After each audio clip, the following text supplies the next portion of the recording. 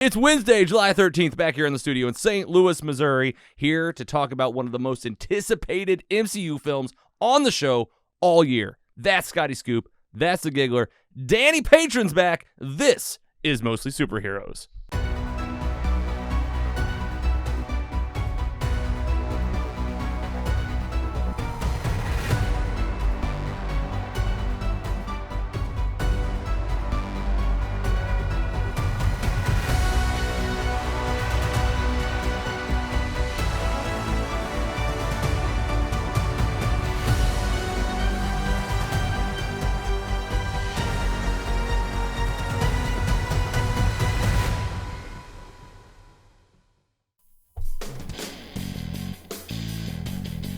Hello, welcome to Mostly Superheroes, a pursuit for the world's best stories. With an emphasis on live-action superhero stuff, I'm your host, Logan, back here again in St. Louis, Missouri. Holy shit, I cannot believe it. Oh, let this thing shred a little bit. Got the music going. Scotty Scoop in the house. We did it again. Wearing the best shirt out of all of us today. Yeah. WrestleMania 6? 6. Everyone 6. Remembers that. 1990. Were you there? I was not there. Yes, I bought this shirt. 10-year-old Scotty Scoop, extra large. One day I'll be on a podcast. Yes. I'm going to need this shirt in 30 years. Oh, yeah. Oh, yeah. Giggler. Howdy. The champ is here. With some new merch. Oh, yes. And this is my favorite. I brought one of these for me and my dad so we can match like cool guys. So. Oh, very nice. Very cool. And you're looking fresh, looking good. And here in the 4th seat, I mean, a Patreon patron gone 3 episodes in a row co-host. That's how it starts. That's how they get you, man. Danny Patron in the house. I've updated that nickname. Hello there. Hello there. Too much phlegm today. Nice. It's not just you, Scott. Something in Nice. the air. Something in the air. May have been the sandwiches, maybe the beers. Sometimes that can contribute to it. It's Good to been have all you day. back, my friend. And Happy to be here. Good to have you. We cannot believe it. We have a jam-packed episode. We have so much fun planned for you guys today. You can't even believe it. On top of Thor, Love, and Thunder, we got a ton of fan mail. We got some surprises in store. We got some events that are happening that we've told you about. And let's just get right into it because we got some fan mail to highlight. Fan mail. We always feature fans first on Mostly Superheroes, and we want to hear your voice. So much so that we have a call log that you can call. It's called 754-CALL-LOG, 754-225-5564. Save it in your phone as Mostly Superheroes, and leave us a voicemail. I don't care if it's about what you're watching, what we're talking about. If you call it, you're probably going to get on the show. We also welcome Danny Patron back to the studio. We can't believe it. And Danny, I told you this. You have inspired me, sir. The last time you were here, you told me, you've been plugging us on Patreon, obviously. You've been giving us money for 2 years. I can't ever just say, not say thanks because you believe in the show. And because of that, we have updated our support page, mostlysuperheroes.com/support. You can go there. You can see a quote from Danny Patron himself. Sometimes you have to put your money where your mouth is. You ask yourself, if this were to go away, would I miss it? And I would. There's a few ways that you can support the show now. We have a Become a Mostly member. This is for you folks that like hanging out on the website. You want to go to the website and spend time on the website? You can now pay to see the same stuff that Danny's been seeing on Patreon, but on the website. You can do it for $1 a month. You can do it for $12 a year. Super easy. We're, of course, on Patreon. We're never not going to be on Patreon. If you're already there, go find us. It's Mostly Superheroes. And if you're like, hey, this is a good show. I want to send these guys some money. They're partnering with some more charities. They're trying to do some events. I'm just going to send them some cash. You can do that with a button on our support page. You click it. It's via PayPal. You can just send us cash. And any way that you're doing that, I mean, if you're going to be giving us money, I'm going to make it easy for you. So, Danny, thanks for kind of pushing us to get some organization in our lives. The other thing I'll say with like the Patreon is like when you get the link to the feed, it's super easy. Like at first, like when I first got on Patreon, I'm like, all right, how do I get these feeds? How do I get the ones I have early access on? And it's really easy. You just click through. It's going to go drop. Like I listen through Apple Podcasts, so it just drops the new feed right in there. It's like a separate podcast that you can see where you go not anybody else can see this. That's a special one. Dude, very cool. Well, we appreciate any of the support. Anytime you're supporting independent podcasts, we appreciate it. And we had to highlight, guys, this was our LinkedIn shout out from when we talked about Obi-Wan a couple weeks ago. Kerry H. He found us on YouTube. I mean, like I said, I used to work with this guy. So good to hear from him again on YouTube. He is Stogie Road Cigars, which, I mean, it kind of explains itself, but I still want the story. And he commented on our episode where we talked about Obi-Wan. He says, Kerry here. I am honored to have my comment shared on the show. Thank you, Logan and crew. Great breakdown of Obi-Wan. Personally, I'm hoping for a one and done. I'd be concerned a season 2 would be a letdown. That's Kerry's thoughts on Obi-Wan. Thank you for writing in, my friend. Good to hear from you. We'll keep featuring you if you keep writing on, and if you play your cards right, you'll just end up in this 4th seat, apparently. We also now have Whatchu Watchin, Scott. Oh. This week, more sandwiches. I feel like I'm going to be bumping into, I had Ed Herman on the show of Brown and Crouppen a year and a half ago, and he does 3 lawyers eating sandwiches is their like YouTube channel. Like they go to, and I'm like, am I stepping on their toes now? We got sandwiches coming into the podcast. That's a very local reference, by the way. Oh, Anytime super you St. Louis. like, Oh yeah. Trust me, like I moved around a lot. There's always like the strong arm, Frank Azar, Texas law, dog. Yeah, the Texas law. Like everybody's got these lawyers, and Brown and Crouppen is the St. Louis one. That's the St. Louis. They're up and down. We got Yeah. attorney. What do they call it? Like attorney highway, where it's like all the billboards, all the different lawyers. Jungle law. Jungle law. Oh yeah, we got them all. We got them here too. Some of those are interesting. Well, the restaurant we're featuring this week is in a neighborhood in St. Louis called Soulard, a old French-style, French Quarter neighborhood that, if you come to town, hosts the 2nd largest Mardi Gras in the country. It's a lot of fun. And it also hosts many great restaurants and bars, one such as 9th Street Deli at Howard's. You know, and these guys, they've been bringing out sandwiches for, I mean, probably 8, 9, 10, 9 years maybe. Somewhere around there, maybe 8. I might be exaggerating a little bit. The funniest thing about this, they started on 9th Street. Now they're actually on 13th Street in Soulard. 2732 South 13th Street in St. Louis, if you want to go find these guys when you're in town or if you live here in town. But they're called 9th Street Deli at Howard's. I had the 9 with chicken. Giggler. Same. What'd you think? So good. Amazing. I had some fries. That's what I've had for years. I've been going there for a while, since they were at 9th Street, and that's always been one of my favorites. Probably top 5 sandwich overall. Top 5 sandwich overall. Ooh. Very good. Scotty Scoop was your first time. Italian, yep. First time. And Spicy. and Delicious. and good. Yes. Would you go back? Oh, of course. They do live music and they got a full bar. Really? Yes. Well, I'm in. Danny P. I did the meatball. The good indicator of a meatball is, did it give me meatball sweats? And it sure did. Holy Yes. sweat. And they're probably Good just meatball. getting started. Yeah. Just getting warmed up. 9th Street Deli, John there, the owner, has been taking care of me personally for years, just serving up great sandwiches, always a smile on his face, eager to help out. Definitely go get their sandwiches, drink their beer, see their music. They're in Soulard, 9th Street Deli at Howard's. That's Whatchu Watchin. And then Scotty Scoop. Happy birthday. Boy, am I old. I got you a present. Oh, here we go. Go ahead and tell everybody what you got there. Mozart. I know you're into vinyls. Family library of great music. And yes, and this is I know you like records. Records. And do you think this is Let's spin it and see what happens. all right, open up the inside and All actually take a look. Uh-oh, what do we got here? Ooh. Actually, I got you no the way. latest Coheed and Cambria Nice. album. Oh my god. Give me the name of that album real quick. Vaxis 2, Window of the Waking Mind. On vinyl. Oh my It's god. it's on its way. It'll be here in a couple days. Nice. Do you have it? Oh, I do not have it. All right, then you're getting it. amazing, baby. It's quickly becoming one of the best Coheed albums I've heard. I told you, me and Wow. Kerry cannot turn it off. She has cried multiple times. I have cried a couple times. That's yeah. I mean, it's really I'm up there. unbelievable. It's a very beautiful album. I'm going to have to start at the beginning. Yes. And Danny, you said you're a fan. Definitely. All right, so here's the second part of your gift. Uh-oh. This is exciting. Oh no. Limited time, prototype, and you get to take your pick. You're getting one too, but you get to take your pick. You're getting one too. All right. Prototype. Oh, here we Hats! go. Oh, we got Oh, hats. yeah. Oh my gosh. Oh, take my your pick, God, Scotty yes. Scoop. We Oh, got yeah. ball caps, mostly superheroes on them. My bald ass I head know. appreciates this. Now listen, here's the thing. These are very much prototypes. I think they're too small. Me and Kerry both think they're too small. So you might take Dan, these and you might give which them one to do you want? I don't one of know. your kids, Scotty. You might give them to a friend, but you guys need to try them on and see what you for think. Sure. And go ahead. We got the cameras. Go ahead and pop it on your head real quick.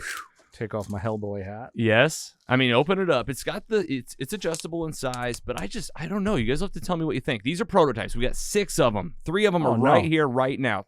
Perfect. I mean, you look great. It's my typical size. That's your birthday hat. 3 notches. That's your birthday hat. Oh man. All right. Danny P's got his on. Andy. Oh, Andy, yeah.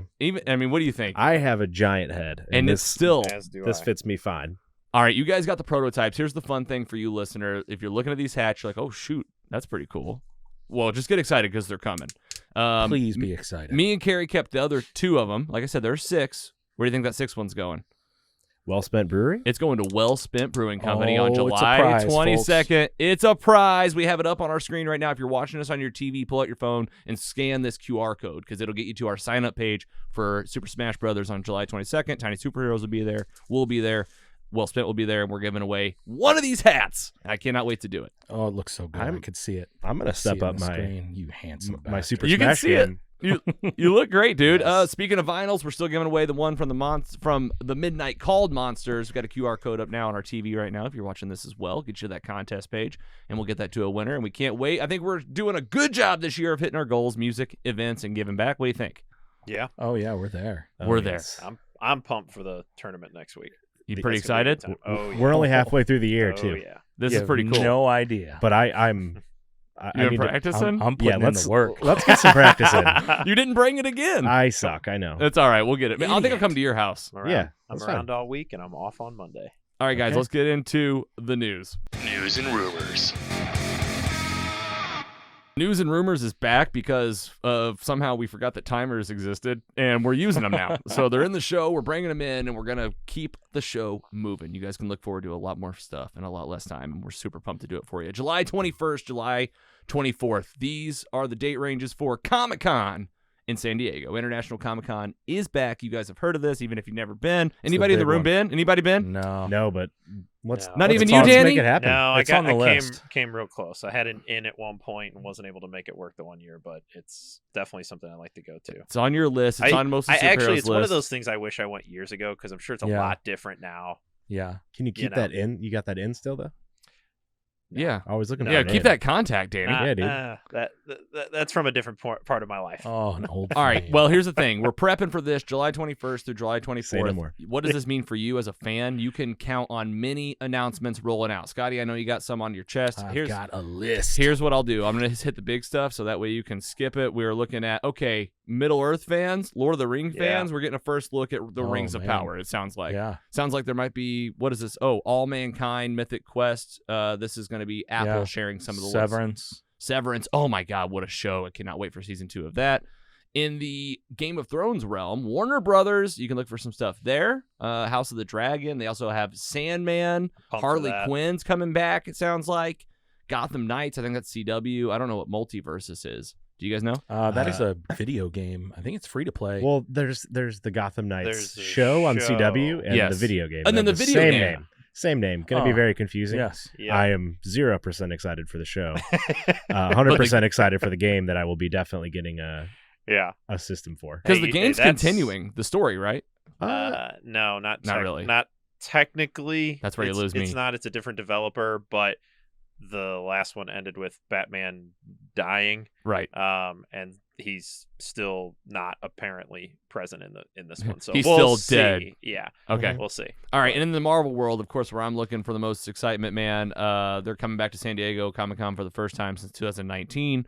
There's going to be a press conference for Thor: Love and Thunder, obviously, that just came out, so they'll have a whole panel about that. But in terms of what to look for, there's some guesses. She-Hulk, Black Panther 2, Wakanda Forever. That's supposed to be coming out in November. Got to be a trailer. Yep. Gotta be a Oh, yeah. trailer. We're getting a teaser for that at least. Ant-Man and the Wasp: Quantumania, Guardians of the Galaxy Volume 3. I mean, guys, they had them. They've got it. They've got the footage. Give us I'll watch the trailer. for sure. The holiday special. Holiday special that's coming up. Fantastic Four, you think? Nah, I don't think. it is. What about Uh, X-Men? Well, is this not Mm, is this not when what Feige said is gonna be announced, like where the future of the MCU is headed? Like, Well, they've been doing that. They did that in 2019 too. They did expanding the universe, and like here we go, we're gonna do it again. Yeah, we still have a lot of like Armor Wars, Ironheart. Like there's a lot of stuff. I don't even know that they need to announce anything else yet. Well, that's the thing. D23 happens in September. Yeah. So I think they're gonna hold a lot of. It's the day after Disney Plus Day. Yes, D23. All right, Comic-Con. Anything else? All right, Scotty, give us your list. Okay, so the Marvel Animation, they've got their own panel, X-Men 97. What If Season 2. Yes. Got Marvel Zombies. Yes. We got Moon Girl and Devil Dinosaur. Don't know what it is. And then for the Hall H, I just, we're going to see She-Hulk. 100%. Yeah. Maybe some Werewolf by Night. Yes. Maybe some Blade. Maybe something about Thunderbolts. Yeah. But Thunderbolts, that's the all Hulk team, right? the Thunderbolts is the all bad guys team. Okay. Anybody that was like associated with like the Thunderbolt, General Thunderbolt Ross, Captain America. Are we Hulk thinking world. that's a Julia Louis-Dreyfus? Yes, Yes. that's the team she's putting together You- for sure. What's his name? U.S. agent. U.S. agent. You've got the new Black Widow. Yep. She's definitely out there recruiting. You got Carter, probably in some capacity, Yeah. I would think. So DC is also going to be there showing Black Adam, Yes. I'm sure. Another trailer, you think? Yeah, for sure. And then possibly some Shazam. Yeah. Fury of the Gods. And then, That's when- coming out. and when are those? Is it Black Adam and then Shazam? Yes. They Yeah, but- in the comic books they are. They're They're That's very the Batman close. and Joker equivalent. Yes. So if it's not an in credit scene, it'll be like he's in the movie. He's just in the going to movie. be in the movie. And I've been seeing a lot. They're filming Shazam right now, Uh-huh. and I was seeing some tweets that The Rock may be on that set. Zachary Levi's like, listen, guys, I just wrapped up Kurt Warner. Right. I got plenty of time. Yeah. Let's do this. We're gonna do it. All right, Scotty, you got some other items for us. Anything else on Comic-Con? Comic-Con, Dungeons and Dragons movie, Oh, wow. Okay. Mando season 3 we could see. Yes. Interview with the Vampire Yep. show. Mm-hmm. We got a National Treasure show. Yep. Just the nerdy friend. Don't worry. No yeah. Nick Cage. Oh. Solar Opposites. I don't know if anybody watches that. Great show. Mm-mm. Season 3 just dropped. Oh, really? It's today. Oh my God. Yeah. I haven't seen Why it. am I even here? So where's that? Oh, that's on Hulu. Yeah, it's the guy And that the guy that's Rick and that Morty. did Rick You love Rick and Oh, I Morty? love Rick and Morty. Solar Opposites It's- is for you. Solar Opposites. Yes. Okay. It's not as Um, good as Rick and Morty, but it's Not good. as good, but it's got some Agreed. real good stuff. Yeah. Paper Girls. Heard It's of this one. The next one that's coming to Prime Video, Okay. and I think it's going to be real good. It's comic adaptation. Okay. Fantastic book. Nice. Yeah, that's all. That's all for shows and movies. All right. Comic-Con. I mean, it's it's been big forever, and I think it's bigger than ever, just based on what's happening in the world. Yeah. So We're going to get a lot of news. July 21st through July 24th. Mark your calendars. If you're going, we're jealous. And if you're not going and you want to hear about what's happening, we'll be talking about it after that. All right, Scotty, you got some other things going? This is where just we're a going to bring the couple timers of in. things. Go ahead. Taron Egerton has apparently met with Marvel for a possible Wolverine movie. Oh, boy. Yes. And please. I am so in Yeah, for this casting. You like this guy? Please. Yes. Please, he's the right age. Yeah. He's the right size. Yep. I think he's got the chops. He's got a little bit of this- that comedic whip. That he could We're pull off.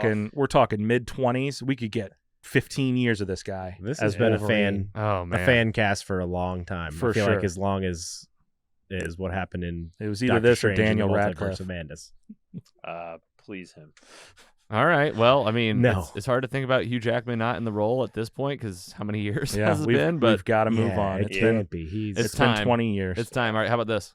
Oh, and that Oh, was yeah. that was from we had an article here from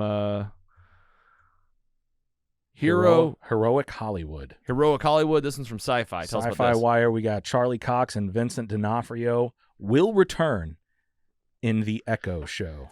It's confirmed. I cannot wait for this. Yeah. They're just bringing everything in the fold. I'm hearing stuff about the other defenders Jessica possibly Jones, as Luke well. Cage. Yes, and that's it. Do Stop right there. Do they recast Iron Fist? Do they bring in a new Iron? Do they bring in the same one? But they're like, we I can do don't this know. better. They really have to have a conversation with that guy. This is pretty exciting. MCU town. I mean, at this point, it's hard not to talk about like what's happened in the movies. Charlie Cox was in Spider-Man, and now he's got a show, and now we're hearing like, oh, he's an Echo. Like the Disney MCU universe is crossing over. Here we go. Kingpin showed up in Hawkeye. Put him in everything. Coming back. Put him in everything. More Hawaiian shirts out of Kingpin, I hope. Please. All right, how about this one? Cap 4, moving ahead. We've got a director, directed the Cloverfield Paradox for Netflix. I thought it was okay. Julius Ona Yes. is the new director. Yeah. And and this isn't filming yet, but the director is a great first step. Yeah. We're bringing it. All right, love it. Interesting. And Emmys. Marvel, the MCU. this is from Deadline. Yep. TV shows. Last one was from MovieWeb. Has brought some Emmy nominations. Got Moon Knight with 8. What If with 3, including Chadwick Boseman posthumously. I think he's probably a shoo-in for that. Somehow Loki Oscar with Isaac. 6. Somehow Oscar Isaac isn't nominated for Hawkeye one with himself. 2. The only 2 individuals that were nominated were Chadwick Boseman and F. Murray Abraham, who was the voice of Khonshu. Very cool. Oh, Very yes. awesome. In the game now, very much in the game. I almost feel like these competition trophy organizations are like, I guess we have to start bringing them in because they're just so apparent. Because like I feel like it was such an uphill battle for so long to where it was like you couldn't really even get superhero content really normally even on the for table. sure. And a lot of these nominations are for costumes and Right. stunt and music and stuff like that. But trophy's a trophy, right? I agree. Yeah, and recognition's good. And anytime we see stuff that we're loving, getting lifted up, why not? It's awesome. All right, big stack news for the first time in a long time. Woo. The timer's helped out. And I'm all scooped out. hey, you gave the full scoop today. You can watch for more from Scotty Scoop in the Facebook group. He'll bring you the scoop so you don't have to. You can put comments on it. You'll end up in the show and fan mail. It's all happening. Bring it. Tell us what you think. Let's get into what we're watching. Whatchu Watchin? All right, you thought that was fun. This is going to be fun. All right, Danny Patron, you are up. 1 minute, 30 seconds will be our timer for our Whatchu Watchin main titles. You're up first with PS5, a game. I have Yakuza Like a Dragon. This is the, I believe, 6th entry in the series, but I've played nothing before. This is my first one ever. It's a turn-based RPG, which is different than what the prior Yakuza ones were. They were action-based RPGs. The general story is this main character, Ichigo, is a Yakuza. He's kind of small level guy. First, I'm going to say 2 hours, which is very early on in a game like this. He basically takes the fall for somebody else, goes to prison for almost 20 years, comes out, and he's restarting. And there's tons of twists and turns. One of your party members is actually a homeless person. And it's kind of about how Ichigo gets back in, kind of builds up his reputation. There's a lot of betrayal. There's a lot of whodunit. And even to this point, I haven't beat it yet.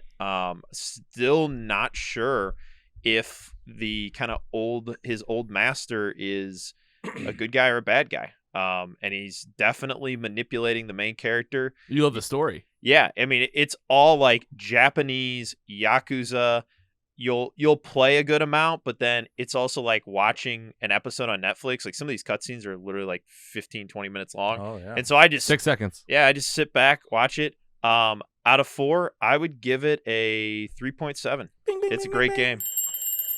Oh, I turned down the wrong one. Nice. I was like, I'll turn it down for you guys.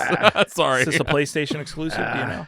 No, it's everywhere. Oh, nice. So I don't think it's on Switch. You had me at but turn-based. Yeah, that's what got me in. Yeah. Very nice. So you definitely recommend it. What was that rating again? That was a 3.7. Very nice. Like That's high Yakuza, praise. Like a Dragon. Next up, we have the Giggler talking about my another God. game on PlayStation. Yes, let's keep it with the. So good. I only have a PlayStation 4. I'm not as rich as Dan. If you I'm a keep peasant. working hard, you'll get that promotion. I know. But friend of the show, Mike, he let me borrow his PS4 so I could play this game. Also, friend of the show, Dom, let me borrow his game. So it's a struggle out here. Nice. But this game is, I'll give it a 3.8. What's the game? 3.8 out of 4. Spider-Man on PS4. Sorry. And you give it a what? This came out in 3.8. Okay. Sorry, I'm rushing because of this timer. Yeah, Freaking you me go. out. You Just go. don't look. You gave Stop. the 3.8 before anybody even knew what game it was. You're right. Well, All right. sometimes. This is the main first Spider-Man game. Yes, this Okay. came out in 2018 on PlayStation platforms. But oh my god, this is exactly what I want in a game. It reminds me so much of the Batman Arkham games where the world is just gigantic and you can do so many different things. But I really play it for the story. I think it's a good overall story, and it keeps me so entertained. Like I've been taking like lunch breaks at work where I work from home and playing it. It's that addicting. Honestly, you can just swing around the city and just F off or wherever you want to do. So satisfying. The swinging is like, I can't believe the technology is that good. But yeah, Insomniac Games developed it, and there's another one like Miles Morales that came out recently. So I'll probably move on to that whenever I finish this there's off. about 20 hours of DLC. Did they finally figure out the thing where like you swing and you get your arms like this and you hit the wall and you just kind of slide down the wall like this? They finally figured that out. Oh yes, everything. It's crazy. All right. The world is gigantic. It's amazing. 3.8 Spider-Man. I agree with PS4. that rating. Yes. This is worth buying a system for. Yeah, you played it? Oh yeah, I played and beat it. Played the next one. I think I'm about halfway done. So Yeah.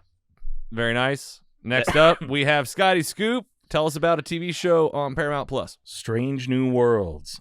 Star Trek, yes. This follows Captain Christopher Pike on his adventures before who's the Captain Kirk. Captain Kirk, yes. So it's on Paramount Plus. Not Chris Pine. Not Chris Pine. This is a different cast. This is a different cast. Not the guy from Heroes playing Spock. No. Different guy. This is some other guy. He's Yep. really good. Yep. Looks the part.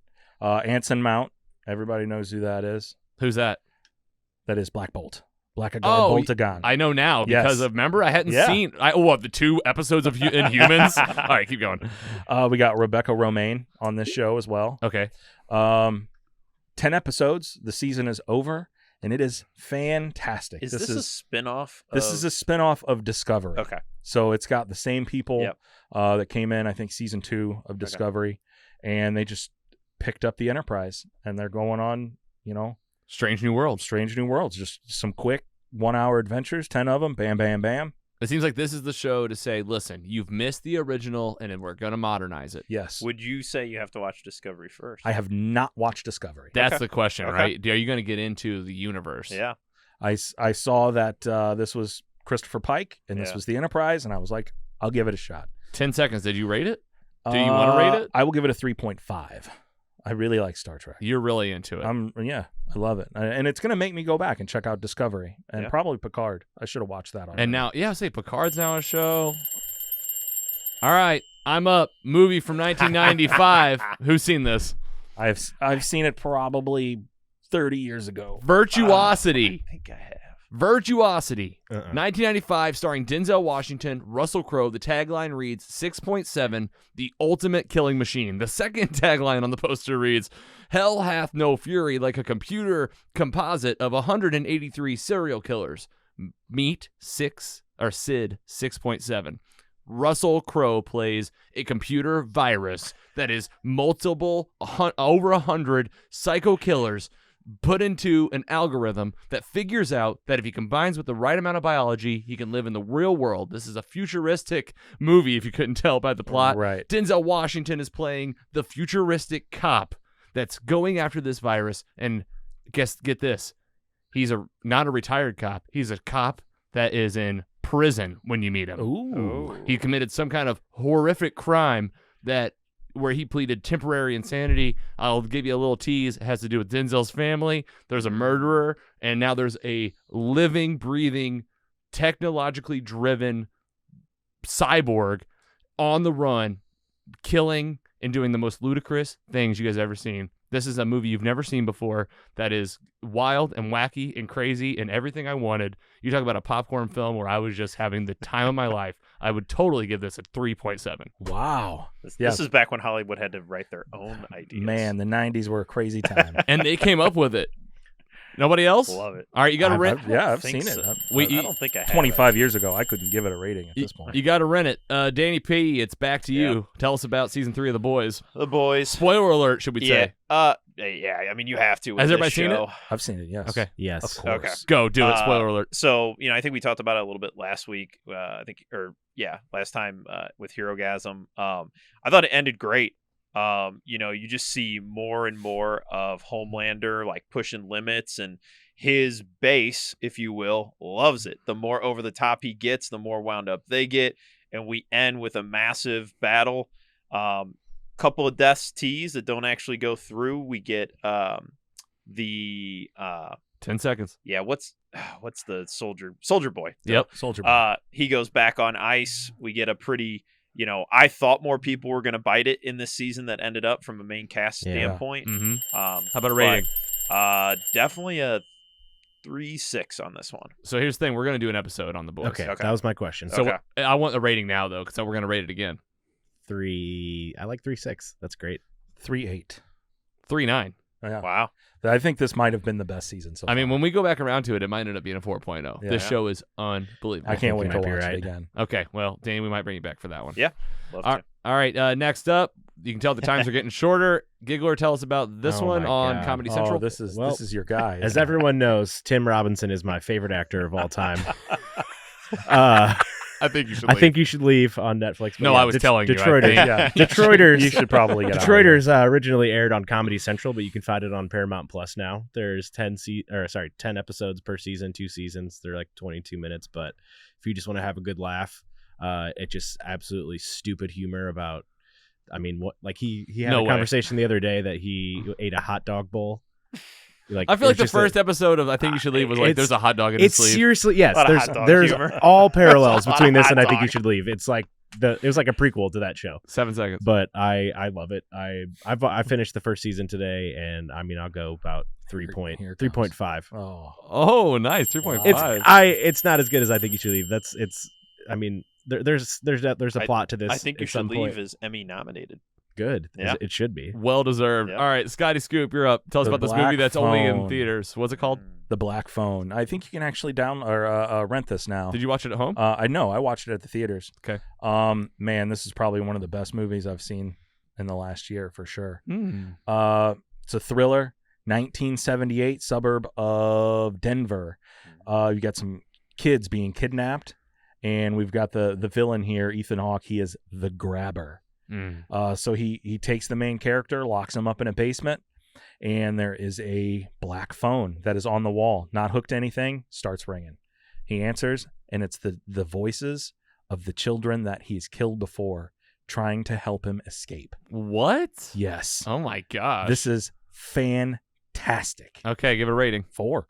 4? I loved this. Anybody movie. else seen it? Whoa. No, but I saw really good reviews on it. It's by is Joe it Hill. More It's written horror by Joe. or more thriller? It's more thriller than Okay. horror. Good. All right, Black That's how I Phone. like 'em. Black Phone, Ethan Hawke, and then we got another one back to back, Scotty. Oh, Alita, Battle yeah, Angel. go ahead. Tell us about this one. 2019. I Yeah. think. Alita, Battle Angel. Yeah, this is Robert Rodriguez and James Cameron. Movie? Yeah, movie. I would call it cyberpunk. Okay. It's the future of the year 2500 something, and she was just some parts. This lady, she's a cyborg. The doctor finds her, puts her back together, puts her in a new body, and she is some sort of badass. Yeah, she got the sword. Oh, she got yeah. the suit. She's like kicking ass. Kind of looks like There's- Nebula. Yeah, there's so much great action in this movie. Also one of the best movies I've seen probably in the last 4 years. What's the rating? 3.7. Where do you watch it? I bought this one. You bought this one. Yes. We got some high it's, ratings today overall. Yes. I guess. Uh, Well, we're in a good mood. Yeah. I was Yeah. gonna Oh say. yeah. We're hot. That one's an adaptation of like a really like popular like manga. A thing, manga I from the think. 90s. Yeah. Of course, right? Yeah. All right. I'm up. Beavis and Butthead do the universe. It's on Paramount Plus. It's a movie. It's amazing. I was pretty young for Beavis and Butthead, even when it was on TV. It was one of those things that, as I became a teenager, Do you have to sneak it? I would definitely have to sneak it. Like, definitely. Same. I already told you my mom wouldn't let me watch Ren and Stimpy. Like, she wasn't Yeah. definitely gonna let me watch this. This is an adult cartoon. This was like when adult cartoons were like, I didn't even know that adult Yeah. cartoons were adult cartoons. Going back and watching this now though, and it makes me want to go back and watch now, which is probably what their plan was. Yeah. All the episodes, because their satirical take on everything as Beavis and Butthead. It was kind of beautiful and a really Yeah. fun movie, and I had a really nice time with it. And the way that they tied it to the past, into the future, and dropped them into 2022, I loved it. I highly recommend it. Paramount Plus, Beavis and Butthead do the universe. I'll give it a 3.5. Any videos? Any music videos? In the that was a movie? thing. No, They'd no. sell Not really. out. Okay. Yeah. All right, this is everybody round table. Whoever wants to go. Spoiler alert. You can say whatever you want for part 1, Stranger Things. Go ahead. Anybody. We saw it all. Fantastic. Wait, part 1 or part 2? Yeah, Well, the whole thing. Sorry. Season 4. Season 4 is what I Yes. meant. Season 4. Spoiler alert. You're Ed- good point, Andy. Or Danny. Eddie's guitar scene Yep. was amazing. Yeah. Just Great. Red Lightning just going. Andy. I really can't. This is one of my favorite shows of Yeah. all time. I can't wait for this to see what happens next. Do we give it an episode? I'd be fine with it. Rate it. Scotty. Season 4. 3.8. Giggler. 3.9. 3.8. That's 3.8. That's an episode. Yeah. Yeah. All right, that's an episode. All right, we'll do it. One more for the group as we get ready for the break. The last title. Oh, crap. I have not seen it. Just watching Miss this Marvel. before I came over here. There were some big things that happened in the finale Spoiler free. that I cannot speak on right now. Okay. It's worth a watch for that alone, but I really did not enjoy the show that much. What's your overall rating today? Right now, I'd probably go like 2.5. Ouch.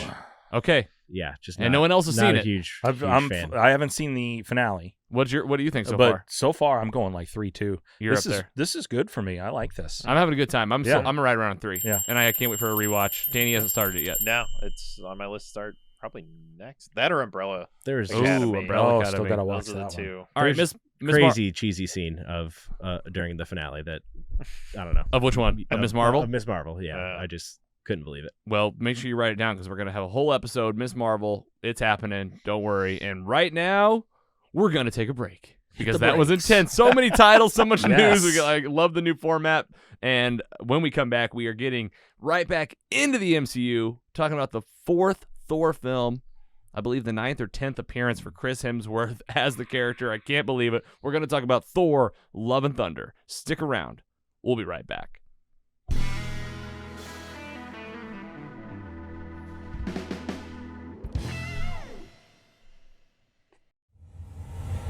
You've heard others, but nothing could prepare you for the shameful stupidity that is the Jock and Nerd Podcast.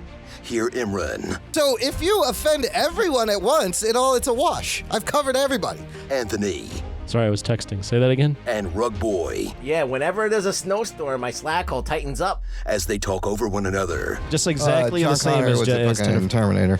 We're talking over each other. It's fine. Sorry. swear, I had boobies. and ask you for money. Just give us the money. Witness the hubris as they claim to be the world's authority on comic book movies. Who said? Never said that. You've never said that. Who cares? A jock said that. Comic book, TV, movie reviews, news, and whatever they choose. Available on Apple Podcasts, Spotify, and wherever you find your favorite podcasts. The Jock and Nerd Podcast. Campy, silly, goofy fun. Seriously, people really listen to this. Jock and Nerd.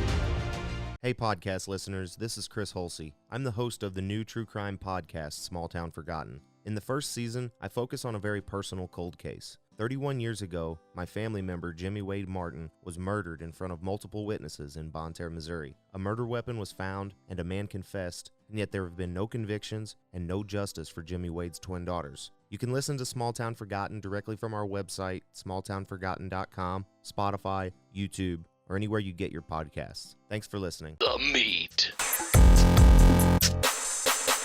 Welcome back from the break. This is Mostly Superheroes. Back here in the studio, nerding out about the MCU. That's the Marvel Cinematic Universe, which has just exploded all over all of us for every single day. It seems like at this point there's new stuff coming out, new shows, new series, over 30-plus titles, over 20-plus movies, and there's a character out there that you might have heard of, played by Chris Hemsworth. It's called Thor, and he has been in now his 4th solo appearance. This is his 4th Record. Thor film. It's a record Yeah. in terms of Marvel movies. Yeah. Yes, he's the first one to get his 4th film and has made, I thought it was 10 appearances. That sounds about right. Marvel just eclipsed 100 hours of total content. So if you're just getting involved, That's only for Phase Buckle 4. up. And that's 100 Phase hours. 4, I think, is so 100, you- right? You, No, that's in total. That's in yeah, total. everything. You do Okay. the quick math on that. Chris Hemsworth, he's got like 25% of those hours in there. Yeah, He's for in sure. all these films, the Thors, the Age of Ultron, all the Avengers films, and everything in between. And hopefully we'll see a lot more of them. But today, spoiler alert right now for Thor: Love and Thunder.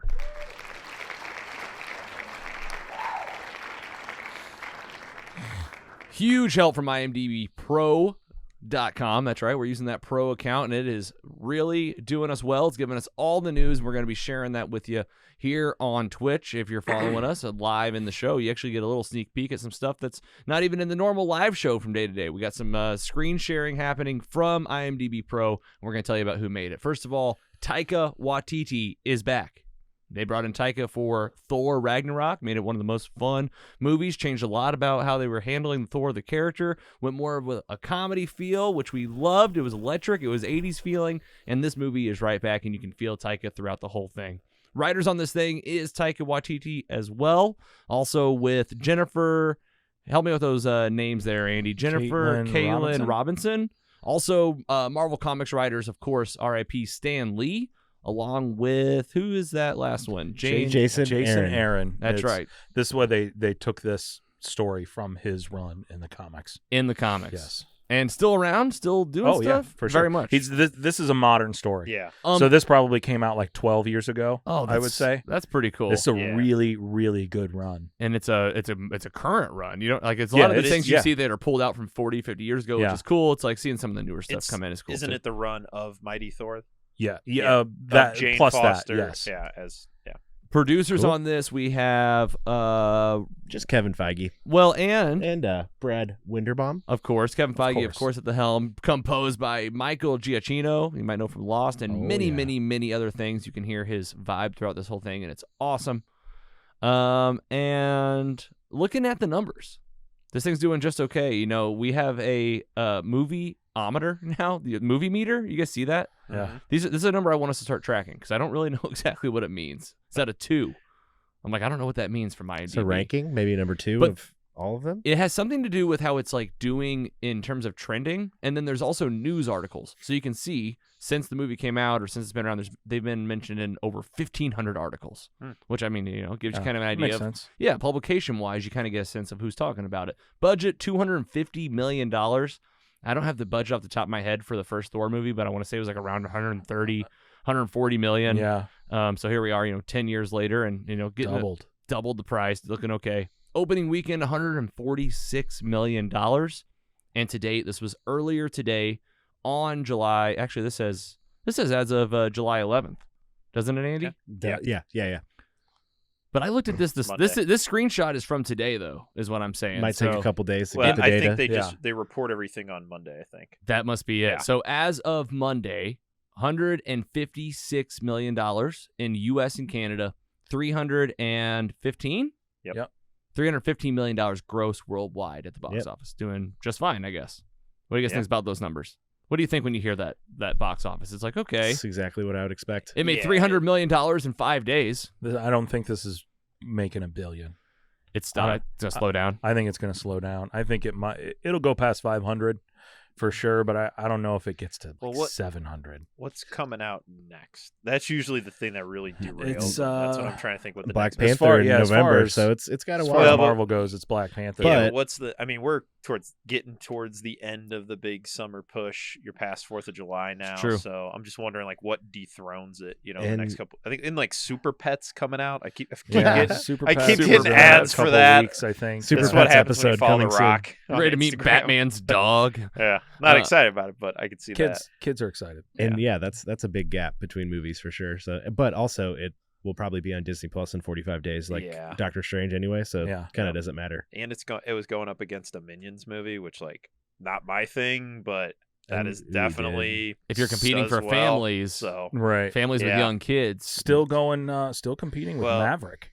Yeah. Maverick is still making money. Yep. Maverick's still up there. I mean, it's what you might know the number right now. Is it over? It's over $1 billion. Oh, it's over $1 billion for sure. Yeah. All right. Like I was saying earlier, I think it just passed Titanic for total gross. So which was a huge landmark. Yeah. That it hit spot for a lot of folks. Yeah. A lot of movies for a long time. There was a Glacier joke in there. I snuck in. Nobody heard. But cast of this movie: Thor: Love and Thunder. Chris Hemsworth coming back as Thor. Natalie Portman back again as Jane Foster. Christian Bale making his MCU appearance. Tessa Thompson coming back. Third film in the MCU, I think. Taika Waititi, Russell Crowe, Jamie Alexander, Chris Pratt, Dave Bautista, Karen Gillan, Clementif. Clementif. Good job. Sean Gunn back and Vin Diesel. That's right. You're hearing some Guardians fans. Guys, let's get into the story. Bradley Cooper's got to be right on. Bradley here. Cooper's got to be next. That was where the Rocket. cutoff was. Yeah.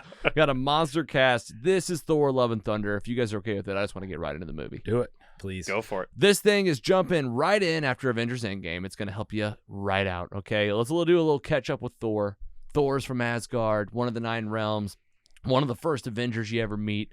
Many movies go by. Thor: The Dark World. He's still rocking it with Jane. There's a little drama with the Infinity Stones. And then Infinity War and Endgame. The big battle against Thanos. Thor's finding himself. He blames himself. He gets fat. And he's like, I really messed up. And at the end of Endgame, he goes, I'm done being the king of Asgard. You know what, Valkyrie? You be the king of Asgard. Hands it off, and he goes, you know what I'm going to do? I'm going to leave with the Guardians of the Galaxy.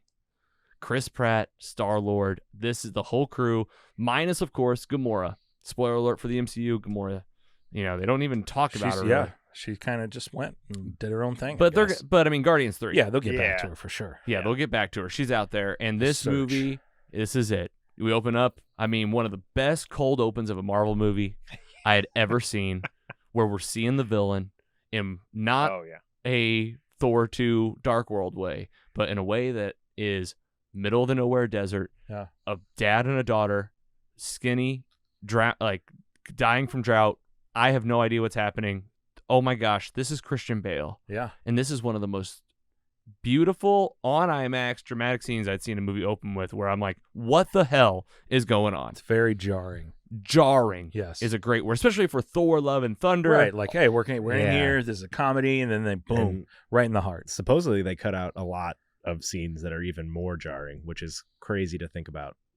Yeah, for sure. But well, I wasn't thinking that 10 minutes in. Correct. I know. Just before I'm gonna forget to say that. And he's like, later. I wonder what they cut from this. Well, yeah. Oh, like, give it a minute. I'll forget to say that later if I don't say it now. So you know how it is. And what happens with this guy? He loses his daughter. I got a little lost in the first 10 minutes, just from him in the desert. His daughter dies. He buries her. He hears something. He's praying to the gods. He's praying to the gods.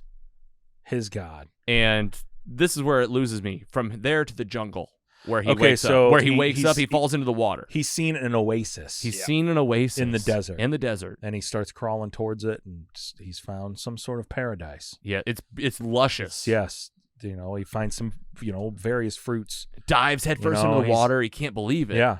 And it's just moments after his daughter's dead. Right. He's like, I'm still alive. And what do we see here but a big, burly, buff man with a gold thing on his head. This is his god. This is his god. Yes. Anybody know what god this was? I don't recall. Rapu? Rapu. Yeah. I mean, gave me vibes of the hippopotamus god that we saw in Moon Knight. Yeah. Just kind of the same kind of big outfits of like, this is very mystical, looks very wacky. Almost like CGI if CGI were in real life. It's just kind of like kind of glowy and very floaty. Elaborate. And he's like, my gosh, I found my God. I am so happy. Praise be to thee. And they're just kind of, it's him and these flower creatures, other like godlike creatures that are in the jungle. And they all just immediately start laughing. Yeah. At him. Like, what a rube. Oh, wow. You idiot. This guy was praying to us. Oh, this guy was sacrificing themselves for many times. Yeah, we just kind of share notes as gods on who kills themselves and like kind of brag about it. We were actually celebrating the fact that I just killed this necromancer guy. Yeah. A different god that's just kind of dead on the ground. Somebody who came at me. I took him down. And we don't know his name yet, but his name is Gorr. Gorr. Gorr. The Butcher. Gorr the God Butcher. And what do you think is going to make him that? But this god pisses him off. And the guy is like, I'm going to kill you. Lifts him up, and he notices the sword. I thought this sword was the ebony blade. I did. Yeah. I was getting real confused. Well, there's... it was like necromancy and whispering, and I was like, "That's got to be the sword." We're definitely gonna connect those dots at some point. I love that in the future. But it's a different sword. Different sword. It's a necromancy sword. It's still the necroblade. Necroblade. It still can give you power, but it still compromises your soul. But Christian Bale gets a hold of this thing because it like wants him to. Yeah, it's a sentient weapon. It knows like. you. Oh, you want revenge? Yes. You want to kill this god? Here I come. Yeah. And he does. Like, Kills it and decides what's he to get right away. Oh, he gets a flash of knowledge from this thing, and it's like, the Bifrost. Yes. Oh, this is the key to everything. And I was like, oh, wow, damn. Is this? And then I thought, is this thing going to have the Bifrost? No. It was, he's going to need it. Like you need it to get to where you want to go. But he gets the like Idris Elba eyes. Yeah. A little, A little kind of gold or translucent. All right, this is my favorite part of the movie, maybe. Run the Marvel Studios title interest. Oh, yeah. Like Some just sweet licks. Yeah. It was very customized for this movie, and it Yeah. aligned And it- perfectly with the music. and not just like but like just Yeah. shredding those high notes. Yes. I was like, oh my gosh, I didn't realize that I want ringtones on my phone again. This is like the summer of the guitar between Thor and Stranger Things. Like the 80s. it's good 80s rock Yes. going on right now. And I can feel it in my Yeah. soul. Like listening to music like the midnight and then seeing this movie. Like I've been listening to just some like Genesis lately. Some vibe. Yeah, it's just a vibe. It is a vibe, and it's my vibe. I'm feeling like this is it. Like vibe of the summer. Thor: Love and Thunder fit right in, and this is the movie. They got your villain, and now it's time. Let's go see what Thor and the gang's been up to. We know he's been with Guardians. We meet Korg again, our rock big friend. He's explaining to kids I love this the part. story of Yeah. Thor, and he kind of gives the breakdown A that little montage. a little Yeah. montage. You know, this is they did a lot of the catch you up. Yeah. Yeah.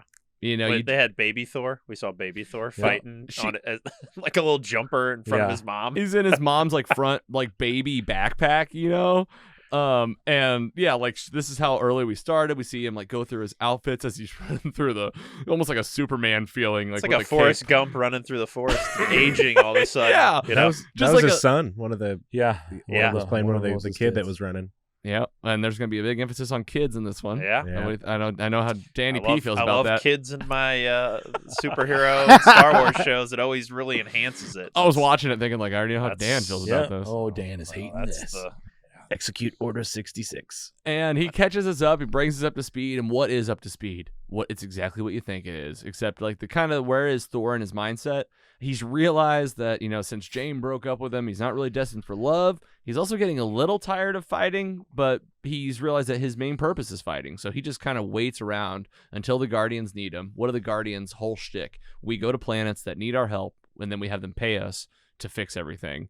And this is what Thor does best. He comes in, he's got his speech down. He's got his speech down so much about killing the enemy that Star-Lord is literally like wording. He's heard it so many times. They've obviously been on the road for like years together, just traveling. I love the back and forth between Star-Lord and Thor. You know, it broke my heart that, you know, Kerry asked me, she's like, so they're going to be in this? And I'm like, probably for 10 minutes. yeah. Oh, yeah. And Saw that coming. and if it you're was lucky. And Sad. it was about that. It was Yeah. like, yeah, it was very quick, and we find out very quickly.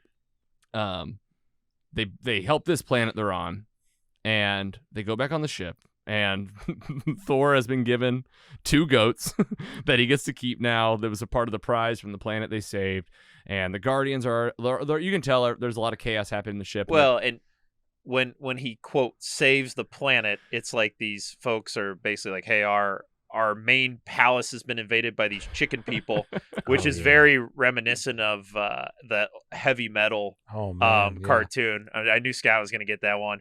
You got these because there's Hawkmen in the animated one that they fight. It was very similar with these like bird people. For sure. He's flying around with the hammer, The and he winds splits. up destroying that whole palace. And takes so it down. the quote gift of the goat kind of felt like we got to give them something. We can get rid of these damn Right. things. And he even says, he's like, we're giving you the goats, Yeah. and there's like, we already said we're giving them to you, so you got to take Yeah, them. you got to take them. And you know, Yeah. Oh my god. I read something earlier today that the goats were based off the Taylor Swift like memes that used to Yeah. be out there, where she'd be singing that and go straight to the goats. Yes. And I'm like, yep, see it. and I heard these are from the comics too. Wow. I Yeah, guess from maybe the same run. Tooth Gnasher and Tooth Biter or something. Just 2 big Something like goats that are. But we get the kind of explanation. These chicken people have invaded Uh-huh. because our god is dead. Yeah.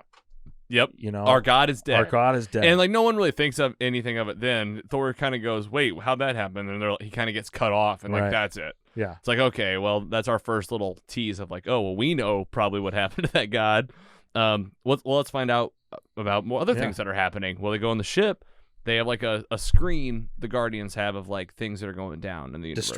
Distress signals. That's how they always find their people. Yeah. Distress signals. That's what they do in Infinity War. We'll get it. We'll exploit it. We'll get some cash. And if they don't, they'll give us a little cheddar cheese fry. Yeah. And it's like that's their whole thing. And what do they see? They see a couple things. The Guardians are like, there's a lot of people out here that need help. Like there's some shit going down.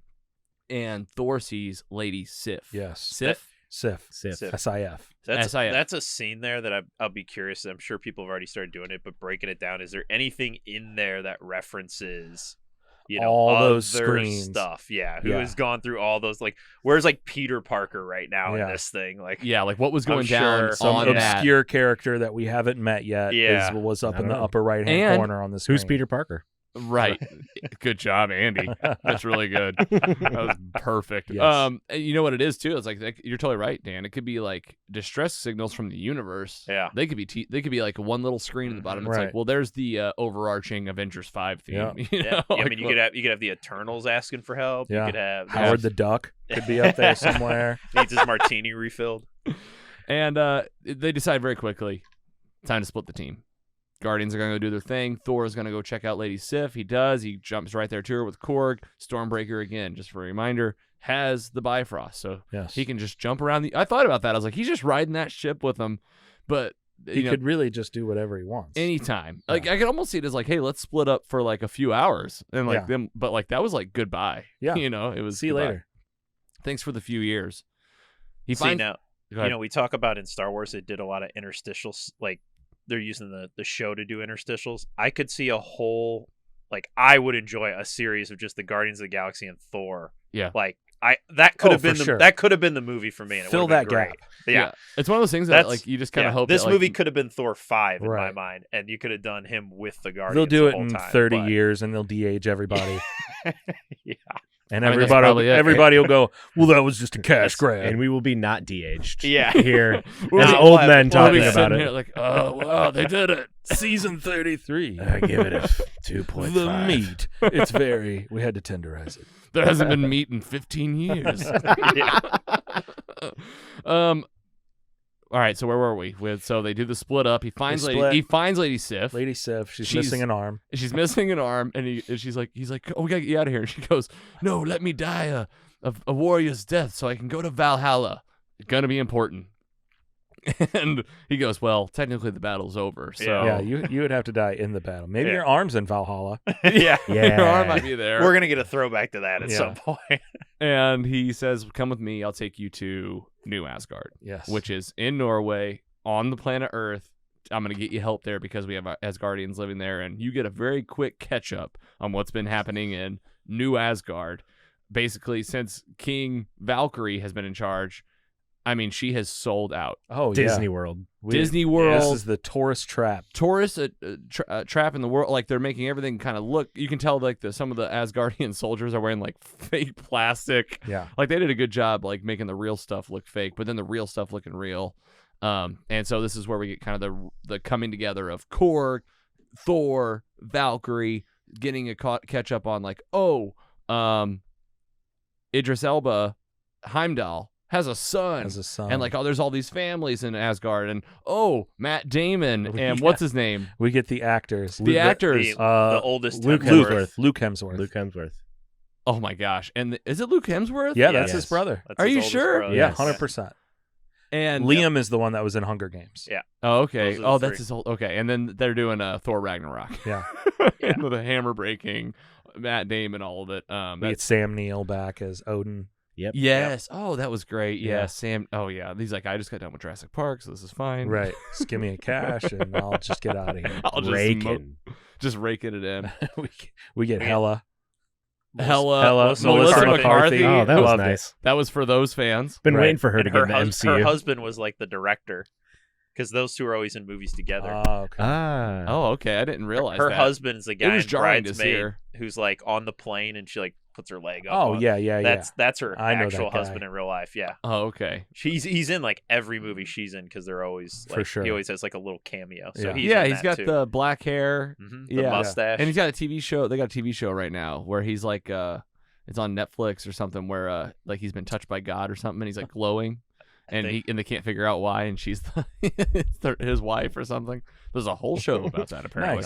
Nice. Okay, well, Gore, the butcher, doesn't waste any time. He's here in New Asgard, and like they find out like pretty much immediately that like shit's going down. And what's he do? He uses his sword to create shadow monsters to like attack the town. Thor's fighting back. Valkyrie's fighting back. We get some of the Pegasus-looking creatures, some action there, and in the middle of this, Thor sees he's helping out, and he sees lightning and says, "Who's the new guy?" And like I'm not gonna lie, for a hot second, I was like, "Who?" Well, in the meantime, we've gotten a whole backstory about Jane Foster. That's right. Who remembers Jane Foster? Oh, everybody, I think. I mean, not Thor Ragnarok. No, true. She's taking a break. But in that movie is where he said, she broke up with me. Yeah. Well, how'd she break up with him? It was a handwritten letter. And here's the real bummer: she's got stage 4 cancer. Yeah, stage 4. This is like straight out of the comics, apparently. Yeah. She's sick. You get a little Dr. Eric Selvig time. Yeah. Little like FaceTime where he's like, you're running out of There's stuff. nothing I can do. We get this is crazy. By the way, is it Darcy? Kat Darcy, Denning? yeah. Kate Darcy. Cat Yeah. Dennings. Kat Dennings. She shows up. giving her kind of haven't the seen talk, her. saying like, 17 or since WandaVision. Yeah. that's right. I think. No mention of Westview. Apparently, it's been a few years. Probably been a couple years since Westview even. But kind of bringing her to say, same thing. You're out of options. You got to figure something out. Have you tried calling, essentially your ex-boyfriend? Right. Yeah. Thor.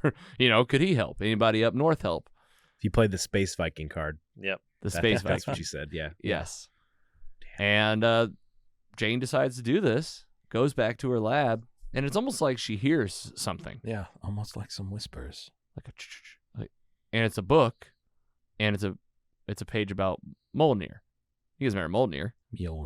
Mjolnir. The hammer that was broken by Hela in the battle. We were just reminded of that fact. Yes. That's right. Oh yeah, I know. And even Yep. that, it's funny to me, but I also like it's hard for me not to laugh at those like funny play parts because I'm like, well, these are the fans that like really don't know. Yeah. Yeah, it's a Unless way you- to catch you up. It's without smart, but showing you what actually happened. Yeah.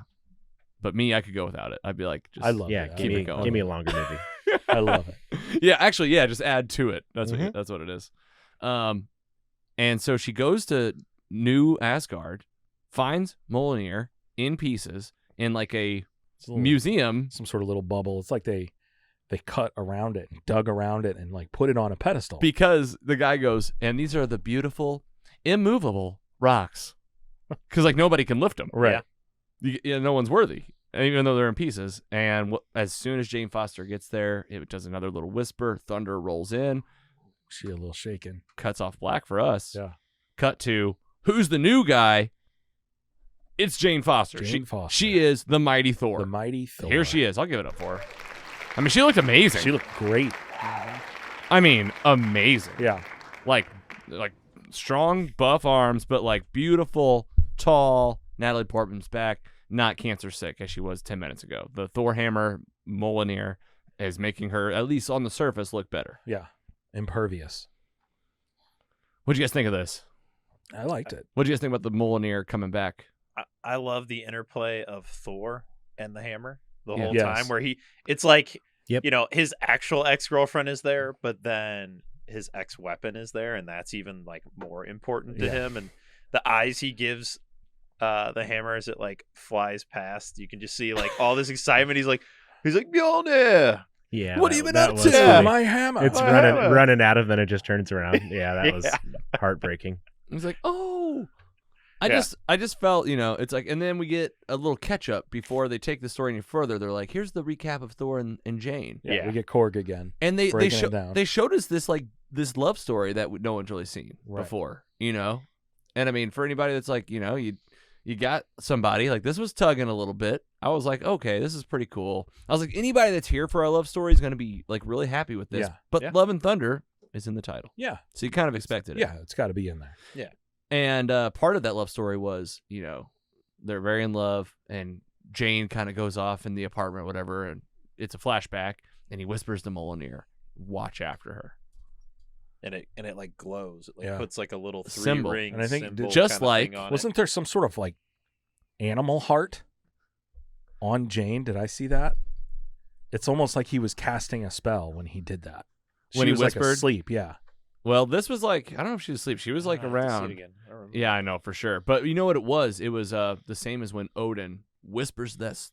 Yeah. You know, whoever shall be worthy can pick this up, and it gives the symbol. Yeah. It's the same thing. You know, it's almost like the god of these weapons, you're given the ability to kind of influence. And they also pretty much have like characterizations of themselves. A lot like Doctor Strange's like cape, and Mjolnir now has like a personality, which is like pretty new.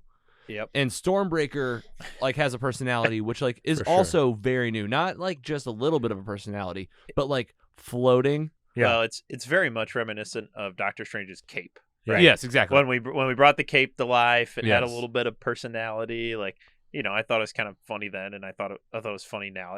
It's a fine line with these weapons Yeah, and It for sure. is accessories being enchanted characters versus yeah. like personality. Yeah. I thought it was a little bit like they're bringing in a lot of new stuff with these weapons. Yeah. Yeah. But pretty cool, you know. Like the only like if I was fighting back against the story, it was.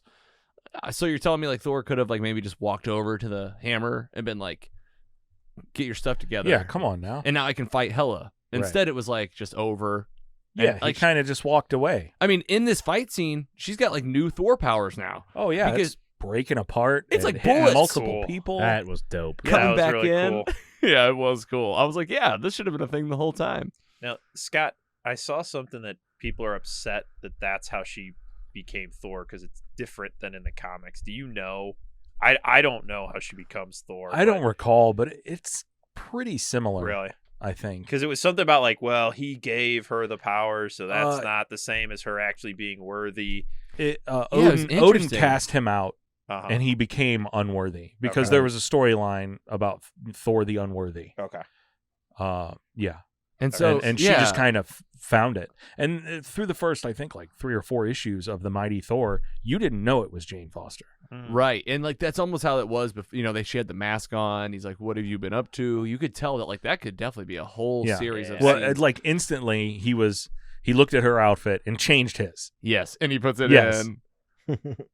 Yeah, it was like a Puts his gold. helmet Yeah. on. Yeah, as an MCU fan, I was really, I was almost like, am I buying how she got these powers?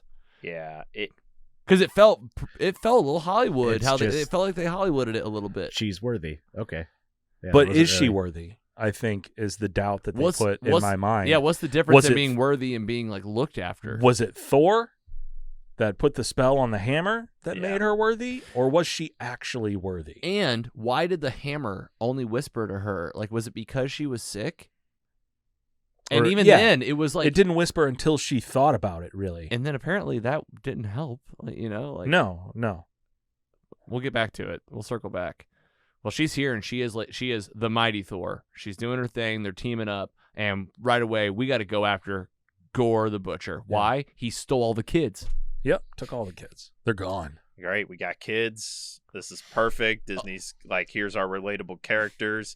We're just gonna shove them all in a cage for the next hour and a half, and kids are gonna be like, "Oh, there's a kid just like me." That's how Those damn that's how the cages. boardroom meeting had to Those go. damn we gotta cages. put kids. What can we do? Let's choose the kids to draw them to Gore. Whose Yeah. kids? Yeah. Taika Waititi's kids. Chris Yeah. Hemsworth's kids. I'm sure Natalie Portman's got a kid in there. Yeah.